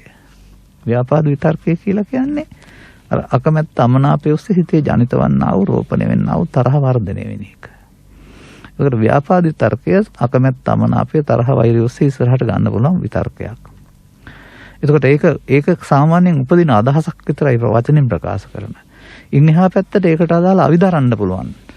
ගහන්න බලින්න කපන්න කොටන්න යන්න. එතකොට විහිංසාව විතර්කය. දැන් ලෝකෙ ඔක්කොම දැනගන්න ඕන මිනිස්සු නෙමෙයි මේ වැරදි කරන්නේ. මම කයි සර්වාගමික කියලා කියන්නේ මේකට. අපි ආණ්ඩු මිනිසුන්ට දඬුවම් දුන්නට වැරදි හදාගන්න උන්ට පේන මට්ටමක් නේක. මම දකින්නේ මිනිස් සමාජය තුළ වැරදි කරන්නේ කාම විතර්කය, ව්‍යාපාද විතර්කය, විහිංසාව විතර්කය කියන තුන. මෙන්න මේක උත්සන්න කරගන්නවා නම් කෙනෙක් මොන ආගමේ හිටියත් මම දකින්නේ උන්ට ආගමික ජීවිතයක් නැහැ. උන් දුකටපත්. මේක තමයි බුදු සමයෙන් පෙන්වන ජීවිතයේ දුක වැඩි වෙන පාර. මේක උත්සන්න කරගන්න පාරේ තමයි වර්ධහම තේරුම් නොගත්ත පුද්ගලයා මොන ඇඳුමේ හිටියත් යන්නේ. ආගම ඔස්සේ, රට ඔස්සේ, ජාතිය ඔස්සේ, දේශපාලනය ඔස්සේ, ධනය ඔස්සේ, කාමයේ ඔස්සේ, තව එක එක දේවල් ඔස්සේ යන්න පුළුවන්. කොහෙන් ගියත් සිදුවෙන සිද්ධිය ඕක තමයි. එතකොට උත්සන්න වුණාම සාමාන්‍යයෙන් නිසරදිය ගැඹුරුයිනේ. ගැලවුණාම පේන්නේ නැහැ කියලා යනවා. මෙන්න වගේ මේ හැඟීම් උත්සන්න වුණාම මිනිස්සෙකුට හරි දේ පේන්නේ නැහැ. දැන් මිනිස්සෙක් උදාහරණයක් වශයෙන් ගන්නකො මිනිස්සෙක් ගෙදරට හොරකම් කරන්න පනිනවා කවුරුත් නැති වෙලාවක. පැන්නට බයෙන් ඉන්නේ. කොයි වෙලාව අයිද දන්නේ අහුවෙද්ද දන්නේ නැහැ කියලා. එහෙනම් කැළඹුණු සිතින් හොරකම කරන්නේ. මේ නිසාම හදිස්සියට පැනලා යන්න ගියාම අහුවෙන්න මොනවා හරි බැරි වෙලා යනවා. හිතාමතා කරේ නැති වුණාට හැම හොරෙක්ම සාක්කියක් තියලා යනවා කියලා කියන්නේ ඒකනේ. අන්නේ සාක්කියක් තියන්නේ මොකක් නිසාද? කලබල වෙන නිසා. ඒ නිසා අපි මේ විතර්ක තුනෙන් කලබල වුණොත් යම් මොහතක ඒකට කියන්නේ බුදු සමයේ මාරාවේශය කියලා. තමන් නෙවෙයි. තමන්ගේ කය නෙවෙයි. නමුත් කයට උත්සන්න වුණාම මේ හැඟීම මාරාවේශයක්. ඉතින් මාරයා කරන දේවල් තමයි ඔය ලෝකේ දකින්න තියෙන්නේ ඔක්කොම. මිනිස්සුන්ට මාරයා වෙහිලා. තේරුම් ගන්න ඕන කාරණාව. වෙන මාරෙක් නෑ. කෙලෙස් වලට බුදු සමයේ මාරයා කියලා කියන්නේ නැත්නම් පංච උපාදානස්කන්ධයත් කියලා කියන මම පොදුවේ කතා කරන සයි වචනේ ගන්නෙ නෑ. මාරයා වෙහිච්ච මිනිස්සු කරන වැඩ තමයි අපිට මේ දකින්න හම්බ වෙන්නේ. ඉතින් බුදුදහමෙන් මාරයා පස්සේ මරන්න රෙමෙන්නේ පෙන්වන්නේ ජීවිතය තුළ මාර පරාජයනේ. ජීවිතය තුළ මාරයා පරාජය කරන්න ඕනේ. මැරලා නෙමෙයි නේද? නෑ. එතකොට මාරයා පරාජය කරන්න යන ජීවිතය තමයි ආගමික ජීවිතය. මාරයා උත්සන්න කරගන්න ජීවිතය අන්නේ ආගමික ජීවිතයක් නෙවෙයි පරිහානියටපත් වෙන ජීවිතය. ඉතින් මේක හොඳට තේරුම් ගන්න පුළුවන් නම් මම මේ කියන දේ ධර්ම දේශනාවටත් ඉස්සරහට තව ටිකක් කියන්න කල්පනා කරනවා. මේ ත්‍රිපිටකයේ සේරම ඔක්කොම වගේ කියවලා ධර්ම න්‍යාය සේරම වගේ අධ්‍යයනය කරලා ලේසියෙන් කියන්න පුළුවන් තැනකට මම මේ ඇවිත් ඉන්නේ. බුදුදහම හරි ලේසි කියලා තමයි මට කියන්න තියෙන්නේ. ඒ කියන්නේ තවත් විදිහකින් කියමු මෙහෙම. අවුරුදු 1700ක් සාසන ඉතිහාසෙට මේ සේරම දන්න අය ඉන්නවා. බෞද්ධ සංස්කෘතිය, බුද්ධ ධර්මයේ, බෞද්ධ ශිෂ්ටාචාරයේ, බුද්ධ චරිතය ඔස්සේ සේරම දන්න අය ඉන්නවා. බලහම ඕන තරකින් උත්තර දෙන්න දන්නවා. බලහම මොකද ලොකු දැනුමක් තියෙනවා. හැබැයි Taman ගැන මොනවත් හොයලා නැහැ. එතකොට අනවශ්‍ය ගොඩාක් දැනගෙන අවශ්‍ය එක දේ දැනගෙන නැහැ. මේ ඊපෙරේද මම බණකට ලස්සන උපමාවක් කිව්වා. ගන්නකෝ කියන්න ඉතිනවට. දැන් අපේ සමාජයේ විවාහය කියලා එකක් තියෙනවානේ. ගම්පින් බලලා හරි නැතුව හරි දෙන්නෙක් විවාහ යෝජනා කරගන්නවා. ඊට පස්සේ ඉතින් විවාහයට අවශ්‍ය ගෙවල් හදනවා, හොටෙල් වෙන් කරනවා, පොදින්තුර ගන්න ලෑස්ති කරනවා, කබානා හරි ගස්සනවා, කරහබු ගන්නවා, ඇඳුම් අනවනවා, ආරාධනා කරනවා, කේක් හදනවා. කොච්චර වැඩ තියෙනවද එක එක්කෙනාට තම තමන්ගේ මුදල් වල තරමට, තම තමන් ලැබෙහි තරමට බාහිර දේවල් ලෑස්ති කරගන්න තියෙනවා. මම කියන්නේ බැරි වෙලාවත් මේ දෙන්න පිටත් වෙලා යනකොට කෝක අසාදු සාතිකය කියලා පොලිසියෙන් ඇහුවම අසාදු සාතිකයේ තිබුණේ නැත්නම් මේ විවාහය වළංගුද? බෑනේ. හොඳයි කසාදු සාතිකයේ තිබුණා නම් අර එකක්වත් ඕනේද? ඕනේ. රජය පිළිගන්නවා මේ දෙන්න ගහක් යට හිටියත් විවාහය වල උණ්ඩ නිදහස තියෙනවා. ඒ කසාදු සාතිකයේ විතරක් සഫගත යුතු කට්ටියට කතා සාතිකේ නැතුව අනිත් මොනවා ලෑස්ති කරගත්තත් ඒක කසාදයක් වෙනවද? තරපහේ හොටලෙක් කරත් වැඩන්නේ නේ. අන්න ඒ වගේ අපි බෞද්ධයින්ට වෙලා තියෙන දැනගත යුතු නැති බොහෝ දේවල් දන්නවා. දැනගත යුතු එකම දේ දන්නේ නැහැ. මේක කෙටි, බොහොම පොඩ්ඩයි. මේ එක දැනගත්තොත් අර ඔක්කොම දැනගත්තත් කමන්නේ නැතත් කමක් නැහැ. මම දකින්නේ අන්න එහෙමයි. ඒ නිසා මේක Taman පිළිබඳව කරන්නා වූ ගවේෂණයක්, අනතුරුව මේක මේ විශ්වාසයක් හෝ ඇදහිල්ලක් නෙමෙයි. මේක අනුගමනීය ප්‍රතිපදාවක්. Taman වෙනුවෙන් Taman අනුගමනය කරන්න ඕන. අත්තහියත්තරෝනාතෝ කෝහිනතෝ පරෝසියානි පැහැදිලි කරන්නේ. Taman සරණ කරගන්න ඕන. අන්නේ ඒ පාරට වැටෙන එක ජීවිතය තුළ ඉතා ඉක්මනින් ආරම්භ කරන්න ඕන. අගට ගිහින් නෙවෙයි. අගට ගියාව එකමක් නැහැ. ඒගොල්ලොන්ට ඊට හතින ටිකක් හරි. නමුත් පුළුවන් තරම් දුරට මේක ජීවත් වෙන්න උගන්වන දහමක් නම් ජීවිතේ මුලින්ම ගන්න ඕන. අවාසනාවකට මේ ආගම ජීවිතයට හුරු කරන ස්වභාවයක් අධ්‍යාපන රටාව තුළ, දහම් පාසල තුළ, පාසල තුළ පිරිනමන මේ හැම එකක්ම දන්න කෙනෙක් නේ මම. අර 2700ක ඉතිහාසය ඔක්කොම ඔලුවට දාන්න කරුණාම කොහොමද මේ කාම විතර්කයේ ව්‍යාපාද විතර්කයේ විහිංසා විතර්කයේ බලපත් වෙලා මිනිසා තිරසං වෙන්නේ කොහොමද කියලා උගන්වන්නේ නැහැ. ඒක වළක්ව ගන්නේ කොහොමද කියලා උගන්වන්නේ නැහැ. මෙපමණයි මම කියන්නේ උගන්වන්න තියෙන්නේ. ඒක pāli භාෂාවෙන් තියෙන වචන මම මතක් කළේ වෙනත් භාෂාවකින් හරි අනිත් අයට තේරෙන භාෂාවෙන් කියලා දෙන්න වෙනවා. තමන් ළඟ තමන්ට එරෙහිව යන්නා වූ හතුරු තුන් දෙනෙක් ඇතුල් වෙලා සිතට රෝපණය වෙමින් ඉන්නවා. පෝෂණය වෙමින් ඉන්නවා. පෝෂණය වෙන්න අයිති කරගන්නේ අපේ නිදහස. අපේ සැනසීම තමයි වුන් උදුරගන්නේ. එතකොට අපිට මොකක්ද ඉතුරු වෙන්නේ? දුක. මෙන්න මේ කාරණය මේ මොළේ තියෙන මිනිස්සු බුද්ධිය තියෙන මිනිස්සු ඉගෙන ගන්න ඕන. අන්න ඉගෙන ගත්තාම අර බුදුන් වහන්සේ වදාළ සලායතන නිරය සලායතන ස්වර්ගය වගේ මං හිතන්නේ ඔය අනිත් ආගම් වලින් පෙන්වන ස්වර්ගය මෙහෙම තියෙයි. ඒවට එරෙහිවම කතා කරනවා එහෙම නෙවෙයි. නමුත් මේ ජීවිතෙන් එහා පැත්තට සමහර අය බලාපොරොත්තු වෙනවනේ යම් දෙයක්. අපේ බෞද්ධයොත් මෝඩකමට මැරලා නිවන් දකින්න හිතන් ඉන්නේ ඔය. අනාගත බුදුහාමරංගේ. නමුත් ජීවිතය තුළ දුක තියෙන්න ඕන, දුක නැති වෙන්න ඕන ජීවිතය තුළ. එතකොට අපිට මෙන්න මේ කාරණය සමාජයේ තේරුම් ගන්න ඕන මේ සිත්තිත්ත අභ්‍යන්තරය තුළ පෝෂණය වෙන්නා වූ දොසක්. පිළිකාකාරකයක් පිළිකා කිවක් වන්නේ. පිළිකාව කියන්නේ වැඩිලා තමන් නැතන එකක් නේ. පිළිල කියන්නේ වැඩිලා ගහවනසන එකක් නේ. අපට ලබා දුන්න ජීවිතයේ සැනසීම අහිමි කරන්නා වූ දුර්වලකම් තුනක් අපි මේ ලෝකෙ ඉපදිලා පෝෂණය කරමින් ඉන්නවා. ඒක වහන්න විවිධ ආගමික ජාතික තව ජාති පිටින් ඇඳුම් පැළඳුම් පූජා වලින් පෙන්වන්න හදනවා ආගම. අරක බලවත් කරනවා නම් ඒක තමයි රට පුරා ලෝකේ පුරා පවතිනා වූ ගැටුම් කියන එකේ තේරුම. මෙන්න මේක තේරුම් ගන්න පුළුවන්කමක් තිබෙනවා නම් මේක මට නම් සාමාන්‍යයෙන් කියන්න පුළුවන්කමක් තියෙන සිංහලෙන් තමයි. පාලි ඉගෙන ගත්තට පාලිනුත් කියනවා. නමුත් වෙනත් භාෂාවක් ඉගෙනගෙන හිටියට මෙතරම් පැහැදිලිව කියන්න මට හැකියාවක් නැහැ. ඒ නිසා අනිත් අය ඒක කොහෙන් හරි තේරුම් අරගෙන පැහැදිලි කර දීම තුළින් සමස්ත සමාජයටම තම තමන් අදහන ආගමේ ඉඳලා ඒ ආගමික විශ්වාසත් ඇති කරගෙන ඉඳලා ඒවට ගරුත් කරලා මේ චිත්තාභ්‍යන්තරයේ පවතිනා වූ හැඟීම් තුනට ආගමක් නැහැ. ඕන කෙනෙක් ලෝභය නම් ලෝභය. හරිද? ඇල්ම නම් ඇල්ම. තරහව නම් තරහව. එතකොට හිංසාව නම් හිංසාව. මේ තුන පාවිච්චි නොකළ යුතුයි මිනිසා කියන එක තමයි බුදු සමයෙන් උගන්වන්න හදන්නේ. නමුත් මිනිසා මොකද කරන්නේ? ඕනෑම ප්‍රශ්නයකදී ඕක පාවිච්චි කරනවා. ඉස්සර වෙලා ඕක තමයි පාවිච්චි. කඩුවක නිස්ස පාවිච්චි කළා කියන දැන් ඔය සිදුවන සියලු දේවල් ඒවා පාවිච්චි කරන්න ගියන්නේ. ඒක පාවිච්චි නොකර පොලිසියට ගියා නම් තරමක් හොඳයි. පොලිසියටත් නෑ මේක පාවිච්චි නොකර හිටියා නම් ඔය ගැටලු එකක්වත් නැහැ.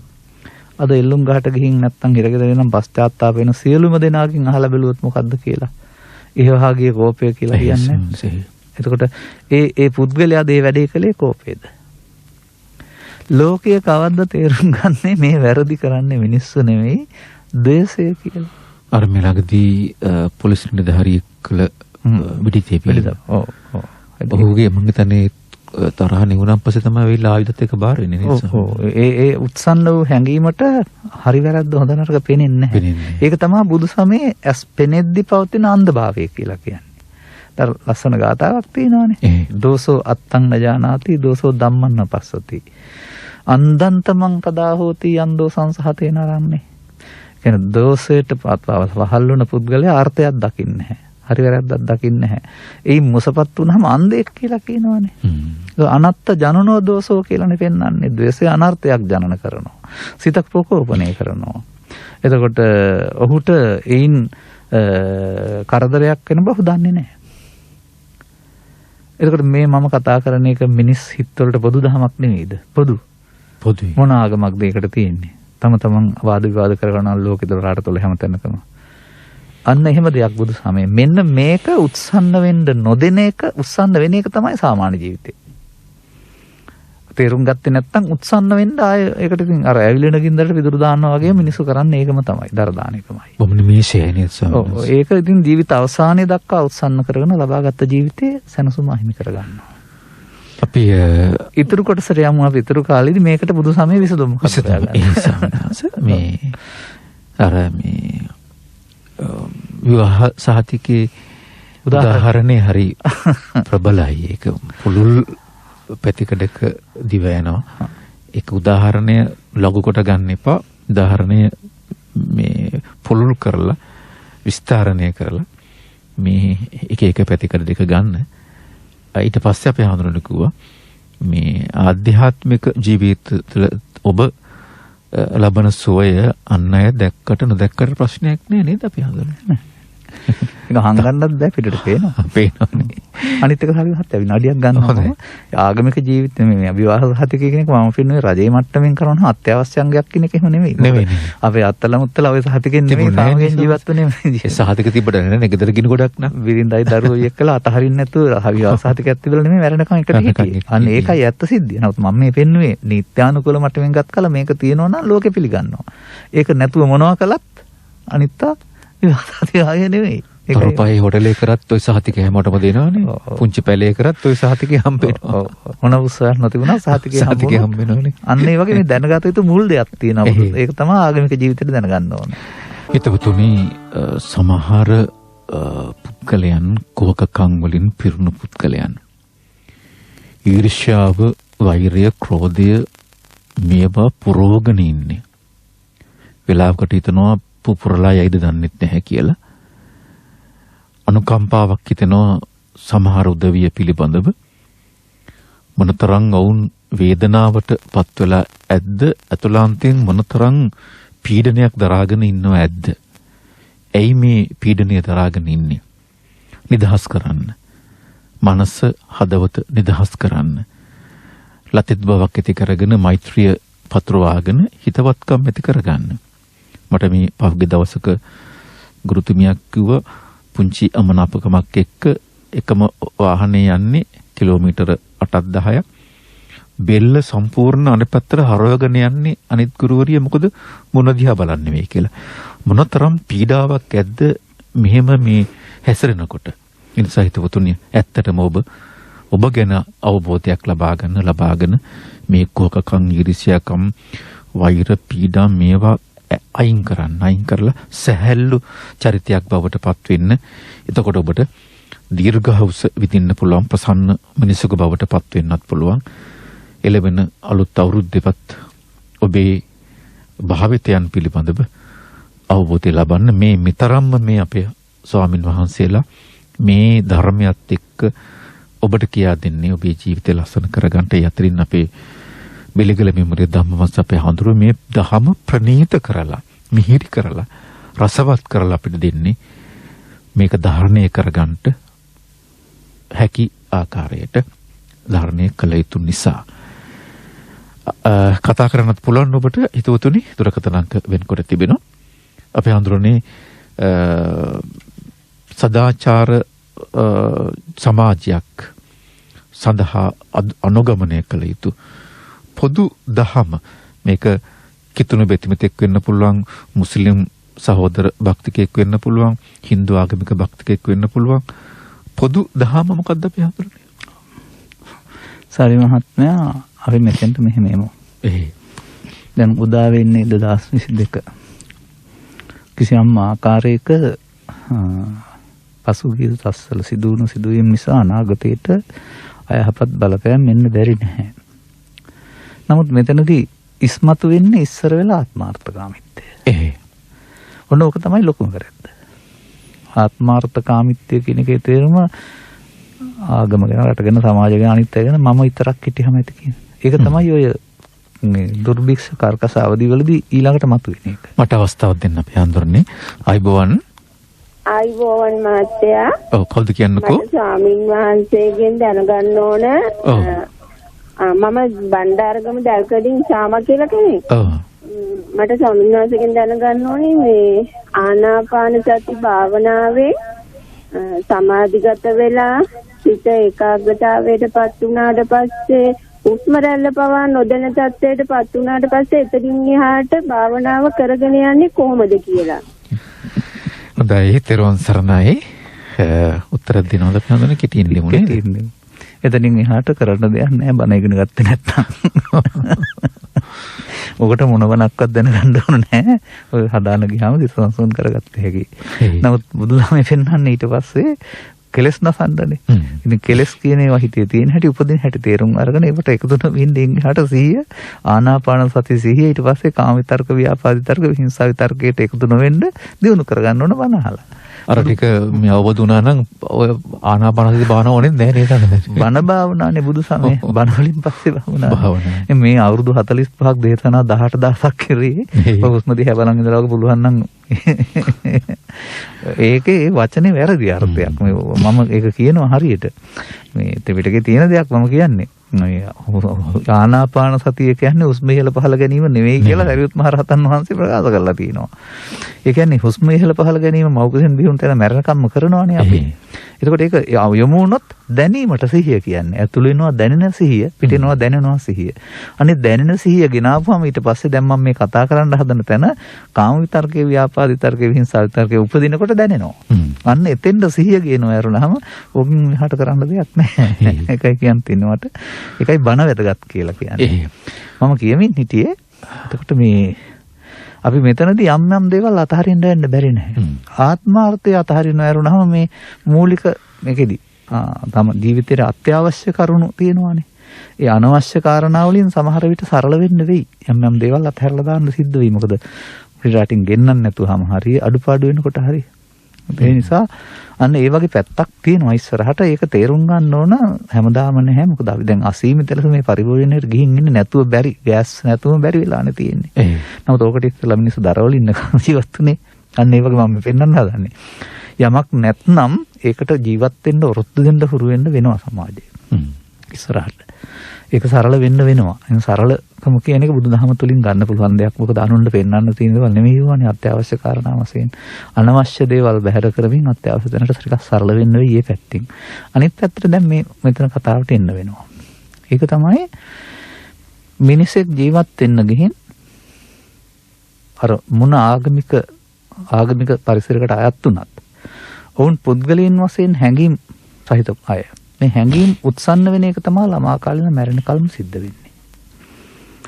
මේ හැඟීම් උත්සන්න වීම තමයි මිනිසාට ඔය අපි අද කතා කරන ආතතිය, පීඩනය, බුදු සමෙන් දුක ගෙනත් දෙන්නේ. එතකොට ඒක දුක්ඛ සත්‍ය කියලා පරම සත්‍ය කියලා ඉගෙනුවාට එහෙම හරියන්නේ නැහැ. ඒක නැතිව තැනයි පරම සත්‍ය. ඒක පරම සත්‍යයක් නැති වෙන්නේ නැතුව තියෙන නැති වෙන්න බැරි වෙයිනේ. ඒ වචනේත් උගන්ලා තින්න වැරදි කියලා මට හිතෙන්නේ. ඒ කියන්නේ දුක්ඛ සත්‍යෙන් දුක කියන එක තියෙන දෙයක් නෙමෙයි මිනිස්සු හදාගන්න දෙයක්. හදාගත්තා වගේම මිදෙන්නත් පුළුවන්. අනිතකොට මේ ජීවිතය තුල පොදුවේ දකින්න ඕන මම දකින්නේ. මේ බුදුරු ලෝකෙට පහළ වෙලා දේශනා කර ධර්ම කර්ම සියල්ල සංක්ෂිප්ත කරලා බැලුවොත් එහෙම. පොඩි දෙයයි තියෙන්නේ. මම ඒකට කියන්නේ පාලියෙන් තියෙන්නේ මිනිසුන් කරන්නේ අපහාන සංඥා වඩන එක. බුදුන් වහන්සේ මිනිසුන්ට වදාළේ පහාන සංඥා වඩන්න. පාලියෙන් තියෙන එක මම මේ කිව්වේ. අපහාන කියන එකේ තේරුම වුන් එක සැලකිලිමත් වෙන්න බලවත් කරනවා. ඒ කියන්නේ මිනිසුන්ට ලැබෙන ජීවිත ටික බලන්න. වාඩි වෙලා ඉන්නවා, ඇවිදිනවා, හිටගෙන ඉන්නවා, දිගා වෙලා ඉන්නවා. මෙච්චරයි තියෙන්නේ. කොන තරම් ගත්තත් නින්ද හැරුණාම මේ ඉරියව් හතර. ඒ වගේම ඇස පාවිච්චි කරනවා, කන පාවිච්චි කරනවා, නාසය පාවිච්චි කරනවා, දිව පාවිච්චි කරනවා, කය පාවිච්චි කරනවා. මේ ටික තමයි මොන ආගමක හිටියත් මම කියන්නේ ඒකනේ. දොරහ පාවිච්චි කරනවා. මේ දොරවල් හය පාවිච්චි කරද්දී හතර ඉරියව්වේදී තමන්ගේ හිතට මේවට ගැරි නිසා උපදින හැඟීම් තුනක් තමයි අර අපි කතා කරේ ලෝභය, දේශය, මොහය නැත්නම් කාම විතර්ක, ව්‍යාපාද විතර්ක, විහිංසා විතර්ක. අපි පුනර්භවයක් විශ්වාස කරනවා අනිත්‍ය විශ්වාස කරලත් නැතත් සංසාරේ මේ ජීවිතේ කලේම ඔය මෝඩකම. මොන ආගමයකටවත් කරන්න මේ මෝඩකම. මේවා උත්සන්න කරන එක. ඒකට ඒක උත්සන්න වෙනවා කියන එකේ තේරුම බුදුන් වහන්සේ වදාළ සතිය නැති වෙනවා. ඊට පස්සේ සිහියෙන් කටයුතු කිරීම නෙවෙයි අසිහියෙන් කටයුතු කිරීම කියනද ප්‍රමාදය. මේකට තමයි වැටෙන්නේ. මේක තුළ එන්න මොකද වෙන්නේ අර බර ටික ඔලුවට ගන්නකොට බර වැඩි වෙනවා වගේ දරුවන් වැඩි වෙනකොට ජීවන බර වැඩි වෙනවා වගේ මේ මානසික බර වැඩි වෙනවා. ඒ කියන්නේ ඒක ඒ හිතට ඉපදුනහම ඒකට එකතු වෙනවා. කාම විතර්කයට නැත්නම් ලෝභයට එකතු වෙනවා. පාවිච්චි කරනවා. තරහ ව්‍යාපාද විතර්ක ඉපදුනහම ඒකට එකතු වෙනවා. ක්‍රියාත්මක කරන්න යනවා. ගහන්න බනින්න කොටන්න දෙනහම ඒකට අවශ්‍ය අවිධර්ණව නැත්නම් එකතු වෙනවා. ලෝකේ පුරා බලන්න මිනිස්සු කරන්නේ ඔකට එකතු වෙනක නෙමෙයිද කියලා. අන්න එහෙම මම පොදුවේ කතා කරන්නේ. ඒ නිසා ඒකට බුදුන් වහන්සේ වදාහරනවා ආදිවාසීති. මේක වැරදි කියලා දකින්නේ නැහැ. ඒක බාර ගන්නවා. අර ආදිවාසීතුනෝ බන්තේ කියන එකෙන් බුදුන් වහන්සේ ඉවසාදාරණ සේක්වා කියලා ඉල්ලන්නේ මල් පූජා කරනවා දාන්නේ. මෙතන පෙන්වන්නේ ඒක නෙමෙයි. ආදිවාසීති. ආදිවාසී කියන එකෙන් පෙන්වන්නේ ඒක හොඳයි කියලා බාර ගන්නවා. ප්‍රතික්ෂේප කරන්නේ නැහැ. පිළිගන්නවා. මල් මාලා දාලා පිළිගන්නවා. අන්නේ වැරද්ද මේ මිනිස්සු මේ මිනිස් සමාජයේ කරනවා උපන් දවසේ ඉඳලා මැරෙන කල්ම බුදුවරයෙක් වෙනින් අයගේ ඉගැන්වීම තේරුම් අරගෙන ආපහු හැරුන් නැත්නම් එවමයි මේ සමාජයේ මෙතරම් දුකට පීඩාවටපත් කරන්නේ මෙතරම් හානිගෙන දෙන්නේ. එදා උන්වහන්සේකට වදාළනවා uppannam කාම විතක්කං uppannam ව්‍යාපාද විතක්කං uppannam තුන එකට ගම්මු අපි කාලේ නැති නිසා. ආදිවාසීති. වරින් මගේ ගෙදරට මගේ හිතට එන්න මම කැමති පිළිගන්නවා. කිසිම විදිහක එක බැහැර කරන්න ඕන කමක් නැහැ. ඒකට එකතු වෙනවා. නප්පජහති. ඒ වගේ මේක අපිකට කියන්නේ වීරියෙන් බහැර කරනවා කියලා. වීරිය කරන්නේ නැහැ බහැර කරන්න. යන පැත්තට යන්න හරිනවා. න විනෝදේති. මේක අවසන් කරන්න කියලා බුදුන් වහන්සේ වදාarලා තිබෙන්නේ. මොකද ලෝභක්ඛය, දේසක්ඛය, මොහක්ඛය නිබ්බානන්නේ. නිවීමට යන්න ඕන නම් මේ තුනසේ කරන්න වෙනවා. එතකොට මේ වැඩනවා නිවීම නෙමෙයි යන්නේ ඈතටනේ. එතකොට ව්‍යන්ති කරෝති අවසන් කරන්නේ නැහැ. ඒ විතරක් නෙවෙයි. හෙටටත් අනිද්දාටත් නැවත උපදින විදිහට හිත අභ්‍යන්තරයේ හංගනවා. මේකට කියනවා න අනභවං ගමේති. දැන් ඉතින් මම කියන දේ අහගන්න පොඩ්ඩක්. බෞද්ධ හරි අබෞද්ධ හරි මේ ලෝකේ කොතනක හිටියත් මිනිස්සු මෙන්න මේක තමයි කරන්නේ. මේ උපදින හැඟීම් තුන බලවත් කරන එක. අන්න ඒක තමයි මම කියන්නේ ඕක ආගමික ජීවිතේ නෙවෙයි. ඔය මායාව සංග වෙලා ඉන්නේ. ඔබ මාරා වෙසලාවට. නේද? ඔබත් දුක් හදා ගන්නවා ලෝකෙටත් දුක් දෙනවා. ඔකට කියනවා අප්‍රහාණය නැත්තම් ප්‍රහාණය නොකිරීම. එනම් ප්‍රහාණය නොකිරීමෙන් දුක් ගෙනත් දෙනවා නෙවෙයින් ඈතට යනවා. බුදුරජාණන් වහන්සේ දේශනා කරලා දාලේ පහාන සංඥා. ඕක කරන්න බුදුහාමුදුරුවෝ ඉපදුනේ කවද්ද? ලංකාවේදී ඉපදුනේ ඉන්දියාවේදී ඉපදුනේ දැනගන්න ඕනෙත් නැහැ. සංඝායන හතුන කිරුවද කියලා දැනගන්න ඕනෙත් නැහැ. මහායාන හීනයන් හැටි බෙදිච්ච දැනගන්න ඕනෙත් නැහැ. ත්‍රිපිටකේ ගණ්ඩාරු කියලා දැනගන්න ඕනෙත් නැහැ. මම එකයි කිව්වේ අර කතාදී විතරයි දැනගන්න ඕනේ මගුල් ගෙදර අනික් කමකවත් ඕනේ නැහැ කියන්නේ. මෙහෙම කියන්නේ ඔය සේරමත් හදාරලා මතක තියාගන්න. ඔය විෂයන් ඔක්කොමත් හදාරලා තමයි මෙහෙම කියන්නේ මේ මොකක්වත් දැනගන්න ඕන නැහැ. ඔබට මෙන්න මේ තුන උපදින හැටි සහ වර්ධනය වෙන හැටි දැනගන්න පුළුවන් නම් එහෙනම් ඒකයි ඔබට දුක් ගෙනත් දෙන්නේ. දැන් මේකේ අනිත් පැත්ත බුදුන් වහන්සේ වදාරනවා. මේ වැඩෙන හැටි එකක් අනිත් එක තමයි ප්‍රහාණය කරන හැටි. එහෙනම් මේ අවස්ථාවේදී උපන් අවස්ථාවේදී උන්වහන්සේ වදාරනවා නාදිවාසේති. ඕක පිළිගන්න එපා මමත්වෙන්. පජහති බහැර කරන්න. වීරෙන් එකතු නොවී ඉන්න උත්සාහ කරන්න. විනෝදේති. ඕක හෙටට අවසන් කරන්න ඉවර. හිතට තියන්න නැතුව ඉවර කරන්න. ආයි හෙටට ගන්න නැති වෙන්න ඉවර කරන්න. අනභවං ගමේති. දැන් මෙන්න මේ කාම විතර්කයේදී ව්‍යාපාද විතර්කයේ විහිංසා විතර්කයේදී නැත්නම් ලෝභයේදී ද්වේෂය සහ මෝහෙන් නෙවෙයි ඒක ඊට වඩා උද්වේග කර අවස්ථාවක් යවිදරීම මේ තුනට එකතු නොවෙන්න උන්වහන්සේ පාවිච්චි කරලා තිනවා. එකතු නොවෙන්න සිහිය පාවිච්චි කරන්න. අන්න එතකොට මේක එනකොට දැනෙනවා මම යන්න හදන්නේ වැරදි පාරේ. එහෙනම් ඒකට එකතු නොවි අවසන් කරනකොට ඒක වැඩෙන පාර වෙනුවට ෂෙවෙන පාරට වැටෙනවා. ඉතින් මේකට තව වචන තුනකුත් තියෙනවා බුදු බෞද්ධයින්ට කියන්න. ඒකට වෙන්නනවා කාම විතර්කයට එරෙහිව නෙක්ඛම්ම විතර්කය. ව්‍යාපාද විතර්කයේ එරෙහිව අව්‍යාපාද විතර්කය. විහිංසා විතර්කයට එරෙහිව අවිහිංසා විතර්කය. ඒ විතර්කය කියන එකේ ඇත්තටම සිතෙන අදහස කියන එක. ඒකට එකතු වෙලා යන එක පාලනය නොකිරීමයි ඒකට නොවෙන්න පාලනය එකතු නොවෙන්න බුදුහාමුදුරුවෝ ඒ උපන් එකට එකතු වෙන එකට කියනවා බුදුදහමේ වචන වලින් සංස්කාර නිත්සුකාත්ම වශයෙන් ගැනීම. එහෙම නැත්නම් උපන් අදහස මගේ ආත්ම වශයෙන් ගැනීම. මේ ටික දැනගන්නනේ ওই භාවනා හරි මොනවා හරි කරන්න ඕනේ. අන්තිමට වදාරනවා උපන් විතර්කය නැත්නම් ස්කන්ධ පංචකය නැත්නම් විතර්කය නාදි වාසීති කියන්නේ ඒක එකතු වෙන්නේ නැත්නම් සිදුවෙන දේ තමයි අනිත්‍ය. එතකොට අනිත්‍ය වෙන්නේ වතු පිටින්ට කඩන් ගෙවල්ද වල් කෙස් නෙමෙයි. ලෝභය දේශේ මොහේ. ලෝභක්ඛය දේසක්ඛය මෝහක්ඛය නිබ්බානන්නේ. අන්න නියම බුදුන් වෙත යන පාර තමයි මේ ලෝභය දේශේ මෝහය අනිත්‍ය බලන එක. ඒවා හංගලා තියලා හරියන්නේ නැහැ. උපන් වෙලාවේදී උපන්නම් කියලා නෙවෙන්නේ. උපන් වෙලාවේදී පවත්තන්න නැතුව ඉක්මනින් ඉවර කරන්නට ඒවැ හානිය. එවන් සිදුවෙනා වූ විනාශය තේරුම් ගත්ත පුද්ගලයාට මේ නිදහස් වුණාම ලැබෙන සැපත තේරෙනවා නම්. මේවා අතහරින්න බුදුන් වෙත යන්නේ කියලා තේරෙනවා නම්. ඒ බුදුන් කියන්නේ උද ශරීරය හෝ පිළිමය නෙමෙයි. ඒකත් තේරුම් ගන්න වෙනවා. දැන් මෙහෙම ගන්නකො.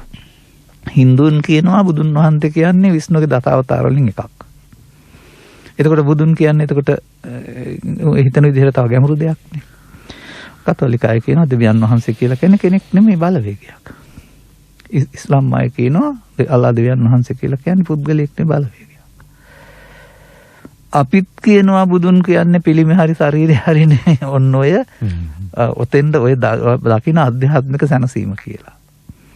එතන ලෝකයේ අය දැනගන්න ඕනේ සැබෑ බෞද්ධයෝ කියන්නේ පිළිම අදහන අය හරි පිළිම වඳින අය නෙමෙයි කියලා. ඒ වුන්ගේ පේන මට්ටමින්. අපි මේ පරමාර්ථ தත්ත්වයේ බුදුන් කියන්නේ ඔය ඔබ සමහර විට කතා කරන දෙවියන් වහන්සේ හෝ නැත්නම් අල්ලා දෙවියන් වහන්සේ වගේ ඒ වගේ වචනෙන් කියන්න බැරි தත්ත්වයක් කියලා තේරුම් ගන්න. එතකොට ඒකට යන්න ලෝභ දේශ මොහ එක්කලා බෑ. ලෝභ දේශ මොහ කියනවා ඒවෙන් ඈතට යන්නේ. බුදුන්ගෙන් ඈතට යන්නේ. අන්නේ විදිහට බුදු සමයේ තියෙනවා ධර්මයේ දකීද බුදුන් දකී කියලා එකක්. ඒ ධර්මයේ තුලින් දකින්න බුදුන් කියලා කියන එකේ තේරුම ඔය අසංකත කියන වචනයක් පාවිච්චි කරනනම් නැත්නම් ඔබට තේරෙවි ඔබේ හිතේ මේ බාහිර ලෝක ගැටලු වලදී කලබලයක් වෙන්නේ නැති තැනක් තියෙනවා නේද කියලා. ඒක දැනෙනකොට තේරෙවි බාහිර ලෝකෙත් එක්කලා ගැටුම් මහම වෙනකොට ඒ තමයි බුදුන් කියලා තේරෙවි. ඒ නිසා බුදුසමයේ මිනිස්සුන්ගේ ජීවිතය තුළ බුදුන් වෙත යන පාර පෙන්වන්නේ මරණින් එහා පැත්තට ගමනක් පෙන්වන්නේ නැහැ. බුදුන් වෙත ගියොත් මරණයක් ඉතුරු වෙන්නේ නැහැ යන්න. ඉතින් මෙන්න මේ தත්වයන් තේරුම් ගන්න පුළුවන් නම් ඔය ආගමික වශයෙන් කියනවා එනුම් පදත් අතහැරෙනවා. දැන් මම දන්නවා සමහර විට අපිට ඇහෙන්න කියන අපි පිළිම වඳින්නේ නැහැ නේ කියලා. මේ අපි පිළිම වඳින ලොකු පවක් වරදක් කියලා හිතන් ඉන්නේ. නෑ ඒක පස්සේ කාලෙක හදාගත්ත කලාවක් ඕක. මම කිව්වේ අර කුරුසේ වගේ ඉරහඳ වගේ ගණන් ගන්න නැතුව ඉන්නේ ඒක සාමාන්‍ය කාමනසුන්ගේ කලාවක්. පරමාර්ථ தත්ත්වය බුදුන් කියලා කියන්නේ ඔබ අල්ලා දෙවියන් වහන්සේ හෝ නැත්නම් දෙවියන් වහන්සේ කතා කරන්නා වූ අපේ ඇහැට ගෝචර කරන්න බැරි ප්‍රඥාසට ගෝචරණය කරන්න පුළුවන් අපට ළඟා වෙන්න පුළුවන් தත්ත්වයක්. හැබැයි මේ කාම විතර්ක ව්‍යාපාද විතර්ක විහිංසාව විතර්ක තියාගෙන කවදාවත් බුදුන් නැති යන්න බෑ. ඒ යන්නේ සසරට සහ මායාව වෙත. මෙන්න මේක ප්‍රහාණය කරන ආකාරයේ ජීවිතේ මුලදීන්ම තේරුම් ගන්න පුළුවන් නම් ඒ තරුණයන් වෙනකොට මව්පියන් වෙනකොට රටකන හොරු බවට පත් වෙන එකක් නෑ. කුඩු මුදලාල්ලා බවට පත් වෙන එකක් නෑ. ඒ වගේම ගහමරාගෙන සටන් මේ ප්‍රශ්න විසඳනායි බවට පත් වෙන එකක් නෑ. මොකද කාන්ති පරමන් තපෝතිතික්කා. ඉවසීම මේ තුනේදී ඒකට එකතු නොවීමම තමයි බුදුදහමේ තපස කෙලස් තැවීම. මේක හඳුනාගෙන මේක එන වෙලාවට මේක උපදවන්න එපා කියලාත් නෑනේ. දැන් අපි හැම කල්ලම හදාන තියෙන්නේ. ගැටෙනකොට උපදිනවා. ඉපදුනහම එකතු නොවෙන්නේ බුදුහාමුදුරුවෝ අදාළලා තිබෙන්නේ. අර සමාධිය වඩන කට්ටිය මේක එකතු නොකර ඉන්නනේ හදන්නේ ඔය. ඔය ආනාපානසයෙන් තව සමාධියකින් වඩන අය ඕකට එනවට බයයි. එහෙනම් එන්නේ නැතුව ඉන්න හදනවා වෙනවා. දැන් මගේ ඇරලා ඉන්න හදන්නේ. මේක තේරුම් ගත්තාම මේක උපදින්න එපා කියලා නෑ. උපදින්න ඕන. ඉපදිලා එකට එකතු වෙලා පවත්තන එක ප්‍රමාද විහාරිත්‍ය ප්‍රත්‍යඥයාගේ වැඩක්. ඉපදුනහම එකට එකතු නොවි අවසන් කරන එක බුදුබණ පිළිපැදීම. අන්න මම දැනගන්න ඕන අර පෙන්නමු කසාදහතික වගේ පොඩි දේ ජීවිතය තුළ මිනිස්සයා කරන්න ඕන දේ. අවාසනාවකට අපේ මව්පියන්ට ඒක තේරුනේ නැහැ. උන්ගේ බුද්ධ ආගම තිබුණෙත් බාහිර වශයෙන්. අපිට උගන්වපු අය ගාව තිබුණෙත් ඕක නෙමෙයි. ඒ නිසා අපි මේක මේ අලුතෙන් කියන්නේ පැහැදිලි කරලා. පොතේ පාළියේ තිබුණාට මිනිස්සුන්ට ආගමික වෙන්න කරන්න තියෙන්නේ මෙන්න මේ පුංචි දේ. උදේ අවුරුදු පටන් නිින්දට යනකොට තමන් කොතන කොහේ හිටියත් තමන්ට මොහොන දෙන්න සෙන ගැටවිණු වලදී මම ඉස්සරහට ගන්න එපා. ආත්මාර්ථය. එයා තමයි ඔබ ජීවිතේ දුක් ගෙනත් දෙන්නේ. ඉතින් මේකට වෙන වචන ඕන තරම් තියෙනවා පාළියේ. මම මෙතෙන්ට පාවිච්චි කරන්නේ නැහැ. අනිත් අය සවන් දින්නව ඇතිනේ. මේ වැඩේ ඔබට කරන්න පුරුදු වෙන එකට තමයි බුදු සමයෙන් සතිපට්ඨානය කියන්නේ. සිහියෙන් තමයි මේකට එකතු නොවෙන්න පුළුවන්. සිහිය නැත්නම් වැඩේ කරලා ඉවර වෙනවා. පස්සේ තමයි මතක් වෙන්නේ. ගෙදර ගියාට පස්සේ හෙට හිරේ ගියාට පස්සේ එල්ලුම් ගහන නිවානට පස්සේ මතක් වෙලා වැඩක් නැහැනේ. දැන් පස්සේ අත්තාප වෙන්නේ.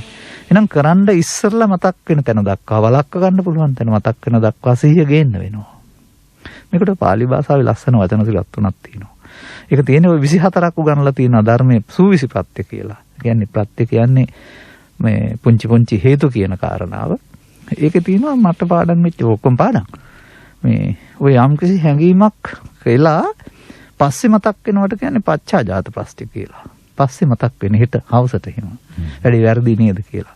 දැන් සමහර අයට මැරුවත් වැරදි කියලා පිළිගන්න බෑනේ. නමුත් මේක පිළිගන්න පුළුවන් නම් පස්සේ යනවා.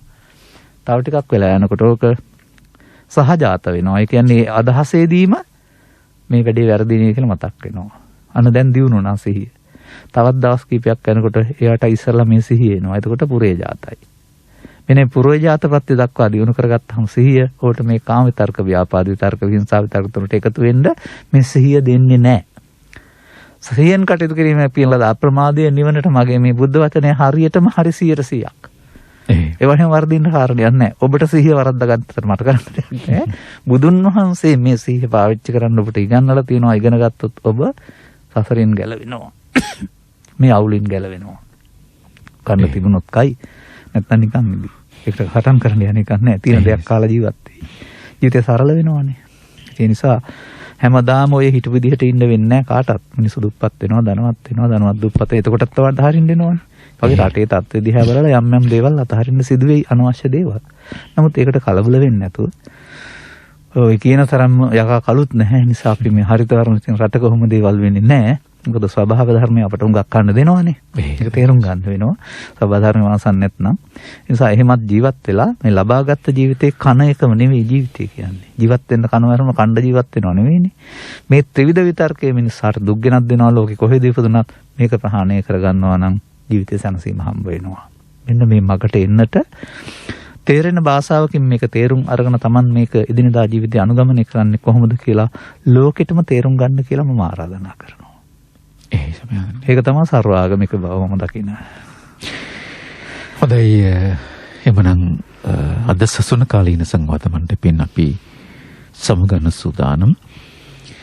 අපි හඳුරන්නේ රෝග බිය දුරු වෙලා ජන ජීවිතය තත්ත්වයට පත් වේවා කියන ආශිර්වාදය වහන්සේගෙන් බලාපොරොත්තු වෙන සමස්ත අපේ ශ්‍රාවක ඥාති සියලු දෙනා වෙනුවෙන් නැස් ලැබෙන වසර වෙනුවෙන් සාමාන්‍යයෙන් ඔය ලියුමකත් ඇති මේ සිදුවීම් හමුවේදී ප්‍රාර්ථනා වලට තැනක් නැහැ කියලා. නමුත් අපි හොඳ හදතින් කරන්න ඕන. ඒ නිසායි මම කිව්වේ ওই තරම් බය වෙන්න ඕන නැහැ. මේ උදා වෙන වසර සහයෝගයෙන් කටයුතු කරලා සාමයෙන් කටයුතු කරලා උත්සාහයෙන් කටයුතු කරලා අභියෝග ජය අරගෙන මේ වැටිලා ඉන්න තලින් ගොඩ එන්න කල්පනා කරමු. ඔබට ඒ සඳහා ඉවසීම ශක්තිය ධෛර්යය සමස්ත රටට ජාතියට ආගමිකයන්ට ලෝකෙටම ලැබේවායි කියලා තමයි අපේ ප්‍රාර්ථනාව නැත්නම් අපේ ආශිර්වාදය. ඉතවතුනි බෙලිගල මීමුරේ ධම්මවංශ අපේ හඳුනන වහන්සේ වසර 5කට 6කට එහා අපි හඳුනාගෙන මේ දීර්ඝ කාලය පුරා තාමත්ම සමීපව ඇසුරු කරන්නේ කල්යාණ මිත්‍රත්වයෙන්. බොහෝ වෙලාවන් වලදී අපේ පෞද්ගලික ජීවිතයට පවා උපදේශාත්මකව යම් යම් සහන සලසන වගේ විශේෂයෙන්ම අපි සිහිපත් කරන්න ඕන. ඒ නිසා අපි තුල තියෙන මහත් ගෞරවයක්. නිසරණ අධ්‍යාසයෙන් ආරාධනය කළ ඕනම අවස්ථාවක වැඩම කරනවා. පහුගිය කාලේ කොරෝනා දැඩිව පවතින කාලයක පවා ඇඳර නීතිය පනවා තිබුණු කාලෙක පවා මේ ධර්ම සංනිවේදනය වෙනුවෙන් අප වෙනුවෙන් සහභ වෙනුවෙන් වැඩම කළා. දානමාන ඒ වගේම පෙන් ටික පවා පෞද්ගලිකව අරගෙන තමයි ස්වාමීන් වහන්සේ වැඩම කරවන්නේ. කිසිදු ලාභ අපේක්ෂාවකින් තොරව 2021 වසර පුරා ඔබ අප වෙනුවෙන් කළ මේ ධර්ම සංනිවේදනය වෙනුවෙන් අපේ ගෞරවනීය ස්තුතිය පුද කරමින් নমස්කාර පූර්වකව දෙපා නැමද තව තවත් මේ ධර්මඥානයේ 84000ක් ධර්මස්කන්ධේ තවමත් සොයා නොගත් උපුටා නොගත් ධර්ම කාරණා මතු කරගෙන අපේ මෙලව පරලව සහ පරමනිෂ්ඨාව කරා යන ගමන් මගට තවත් මඟ පෙන්වන්න ශක්තිය ධෛර්යය ලැබේවා කියන ප්‍රාර්ථනාව හදවතින් අපේ දයාපර ශ්‍රාවක ඥාතීන් සිතන එකතුව වහන්සේට පිරිනමන අපේ හඳුනන්නේ. තාක්ෂණ කාසික මට උදව් කළා. හිතවතුන් ස්තුතියි ඔබට. පළව මැදිරි හිටියේ ලක්මාලේක නායක.